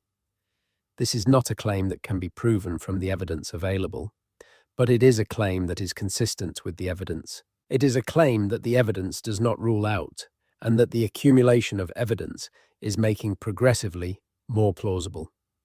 The people who are most familiar with the oral traditions of the Mi'kmaq and the Wabanaki, the scholars and the community members who have spent decades with these traditions, sometimes say that the stories carry more than they seem to on the surface, that the specific details, the directions, the descriptions of journeys, the accounts of what was encountered and brought back are not purely symbolic, not purely the decorative elements of a story that is really about something else, but are, in some part, actual memory. The memory of things that happened, encoded in a form that would survive the centuries and the disruptions and the losses, in the form of a good story that people wanted to tell and that children wanted to hear, and that was therefore kept alive across the generations. If that memory is real, if the journeys the stories describe actually happened, then what we have in the traditions of the northeastern coast of North America is the other side of the story that the Scottish tunnels are telling. The travellers rather than the people they visited, the people who crossed rather than the people who received them. The other half of a connection that has been hiding in plain sight for a very long time in the one place that is hardest to look, which is in the oral traditions of communities whose knowledge has been systematically undervalued by the academic world that was supposed to be studying it. This is changing. The academic world is slowly becoming better at listening to oral traditions on their own terms, without the distorting assumption that they are merely symbolic or mythological rather than historically grounded. The methodologies for engaging with oral tradition as a source of genuine historical information are improving, and the communities whose traditions are being studied are increasingly involved in the interpretation of that material, bringing their own understanding and context to the process, rather than being the passive objects of external study. The result of this change is that the stories are being heard more carefully, and what they are saying, when they are heard carefully, is more specific and more consistent with the physical evidence than a generation of scholars assumed. The underground chambers of Scotland and the coastal traditions of northeastern North America are a dialogue across 3,000 years. They are not speaking the same language. They are not from the same tradition, but they are answering the same question from different sides in ways that are beginning to converge. The question is simply whether the ancient world was as connected as some of the evidence suggests, whether the people of the Bronze Age Atlantic on both sides of the ocean knew something of each other, whether the horizon was a boundary or a destination, Whether the things found in the sealed chambers of a northeastern Scottish underground complex, the botanical material, the carved discs, the astronomical alignments, the notational marks on stone, represent the residue of a contact that the conventional history of the ancient world does not yet fully accommodate. The answer is still being worked out. The work is patient and careful, and it is producing results. The picture is changing, and the change, while incremental and qualified and hedged with all the appropriate scientific caution, is in the direction of yes. Yes, the world was more connected than we thought. Yes, the people of the Bronze Age Atlantic were more capable and more adventurous than the conventional picture showed. Yes, the tunnels beneath Scotland are evidence of something that reaches beyond Scotland, beyond Europe, into the wider world that the people who built them apparently knew something about. Yes, the question is open and the investigation continues, and the answers that are coming will continue to surprise us. This is the state of the knowledge, not a closed case, not a proven theory, but a direction, a pattern, a convergence of evidence that is becoming harder to ignore with each additional season of investigation. The tunnels are patient, the stones are old, the marks are still legible, the disc is in the laboratory. The lower chambers are sealed and waiting. The oral traditions are being heard more carefully. The ancient DNA is being analyzed with better methods. The geophysics is being applied with higher resolution. And the picture is changing, slowly, incrementally, towards something truer than what preceded it. This is the story that the tunnels beneath Scotland are telling. Not a story about alien civilizations or lost continents or mysterious forces beyond human understanding. A story about human beings, about their curiosity and their capability and their need to know, about their willingness to go further than anyone thought they could, about their understanding that knowledge was precious enough to protect, to encode in stone, to seal in the dark, to orient toward the stars. The story about people very much like us, people who looked at the horizon and wanted to know what was beyond it, people who went to find out, people who came back with something, and who knew that what they had found was important enough to preserve in a form that would outlast them. The tunnels are that form.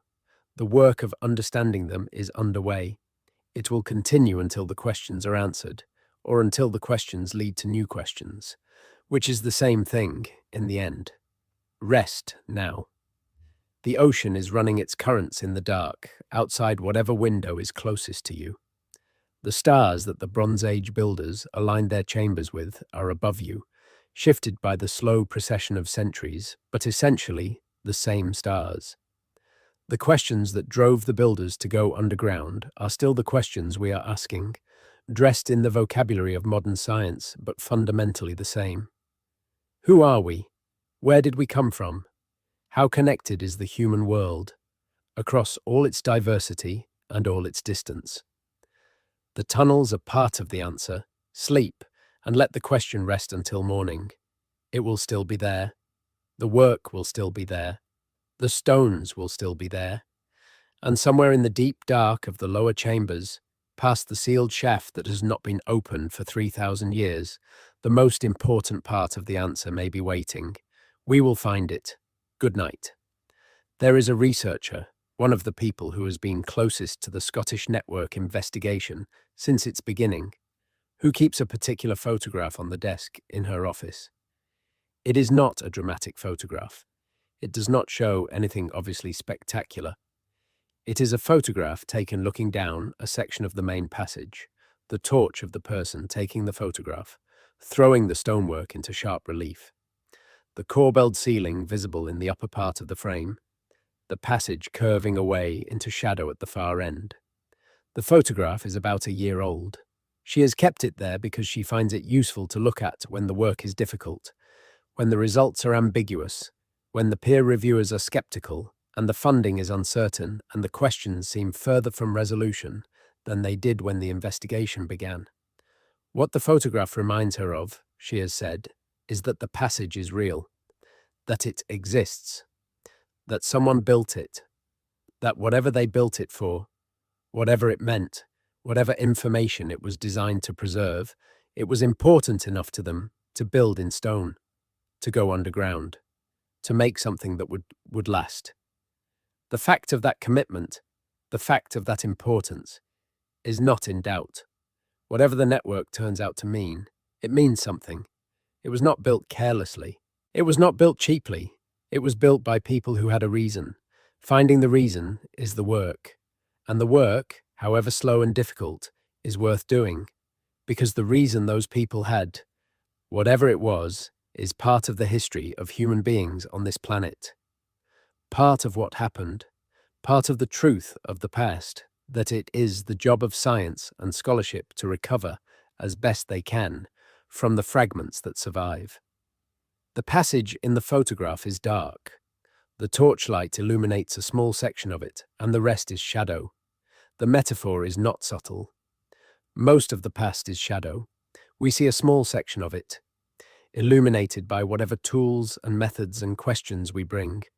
The rest is there, in the dark, and the work of investigation is to extend the light a little further, a little further, a little further. One season, and one discovery, and one careful paper at a time. The researcher looks at the photograph and thinks about what she will find when the team goes back next season. What the radar images she has not yet fully processed will show. Whether the dating results she is waiting for will narrow the period of the lower chamber's construction or leave it frustratingly wide. Whether the comparative work on the carved discs will reach a point where a synthesis can be written that will be taken seriously by the people who need to take it seriously before the investigation can move forward. She is patient. She has learned patience from the work, from the years of carefully removing collapsed debris, one bucketful at a time, from the weeks spent waiting for laboratory results that answer some questions and open others. Patience is the fundamental virtue of archaeology. You cannot hurry the past. You can only prepare yourself to receive it when it offers itself, and then receive it carefully, with whatever skills you have assembled. The network beneath the hills of Scotland is offering itself. It has been offering itself since the wheelbarrow went through the turf, with increasing generosity and increasing specificity. It is showing what it has. It is not finished. The lower chambers have not been reached. The full extent of the passages has not been mapped. The disc is not yet fully understood. The botanical material is still being analysed and cross-checked. But the offering continues, and the receiving continues, and the picture continues to change in the direction of something that is going to matter, that is going to change in some degree the way we understand the ancient world and the people who inhabited it. This is why the work matters. This is why the patience is worth it. This is why the researcher keeps the photograph on her desk and looks at it when the work is hard. The passage is real. Someone built it, and what they built it for is still in there, waiting. The larger question, the one that the Scottish Network is one chapter of, has to do with what the deep past of the human species actually looked like. The conventional story is one of isolation and slow development, of communities separated by geography and developing independently, of a world that only became truly connected after the age of European exploration, after the ships that carried Columbus and Cabot and Magellan proved that the oceans could be crossed and that the peoples on their different shores could be brought into contact with each other. The emerging story is different. It is a story of a world that was connected, imperfectly and intermittently, and at different scales at different times, long before the age of European exploration. A world in which people moved across distances that conventional thinking did not credit them with moving. A world in which knowledge travelled along the chains of trade and contact and occasional long-distance travel to places where it would not have arrived if the barriers we have imagined were as complete as we imagined them to be. The Bronze Age Atlantic was one chapter of this emerging story. The Polynesian voyages across the Pacific were another. The genetic evidence of contacts between South America and Polynesia that predated European expansion was another. The ancient DNA evidence for multiple migrations into the Americas by different groups from different parts of Asia was another. Each of these developments in the scholarship has pushed the picture toward greater connectivity, toward a past that was less isolated and more dynamic than the textbook version showed. The Scottish Souterrains network is the latest addition to this series of pushes. Not the most dramatic, not the most thoroughly evidenced, but real and significant, and pointing in the same direction as the others. Pointing toward a past in which the Atlantic was not a wall, but a difficult and infrequently used, but nonetheless traversable road. A road that some people, in the Bronze Age, apparently knew about, apparently had knowledge of what was at its other end, apparently considered that knowledge important enough to encode in stone and put underground and orient toward the stars. The history we tell about ourselves is changing, not just in its specific facts, though the specific facts are changing, but in its fundamental character. It is becoming the history of a species that was more mobile, more connected, more adventurous, and more curious than the previous version showed. A species that did not wait for modernity to begin moving across the planet, but had been doing so for tens of thousands of years before modernity was a concept that anyone would have recognized. The tunnels beneath Scotland are part of that history. They are not its proof, because no single site is the proof of so large a claim. But they are evidence. They are the evidence of specific people, in a specific place, doing something specific that points beyond their immediate local world toward a wider world that they knew about in some way and considered worth preserving knowledge of. That is what the investigation has established so far. That is what the photograph on the researcher's desk reminds her of. In the morning, when the work is hard and the questions are resistant, someone was there, someone built it, something mattered enough to go underground with. We are going to find out what it was. So, at the end of this long telling, what has been established? Not the answer to the question that was posed in the beginning, not definitive proof of transatlantic contact in the Bronze Age, not confirmation of the most dramatic possible interpretation of the carved disc or the botanical material, but something nonetheless, something real. What has been established is that the question is genuinely open, that the evidence bearing on it is more substantial and more varied than the mainstream discussion has acknowledged, that serious researchers working with serious methods have found things in the underground network of northeastern Scotland that do not fit comfortably within the conventional picture of the Bronze Age British world, that the conventional picture has been requiring increasing strain to maintain in the face of converging evidence from genetics and archaeology and comparative linguistics and oral tradition, and that the direction of all this evidence is toward a past more connected and more surprising than the version that appeared in the textbooks. This is not a small thing. In the history of how scientific paradigms change, this is the stage before the change becomes visible to the general public. The evidence accumulates, the specialists argue, the mainstream resists, and then, eventually, the weight of what has been found becomes too much for the resistance to sustain, and the picture changes. The change, when it comes, looks sudden to the outside world. It was not sudden. It was the product of years of careful work by people who refused to stop asking questions that the mainstream told them were settled. The tunnels beneath Scotland are part of that work. The people who descended into them, who photographed the marks on the walls and analysed the material in the sealed chamber and ran the radar surveys and wrote the careful papers, are part of that refusal to stop asking. And the question they have been asking, the fundamental question of how connected the ancient world actually was, is a question that matters. It matters not just as an academic question about the distant past, but as a question about who human beings are and what we are capable of and what our history actually looks like when we tell it fully and honestly. The fully honest telling includes the Scottish network. It includes the carved discs and their shared symbolic vocabulary.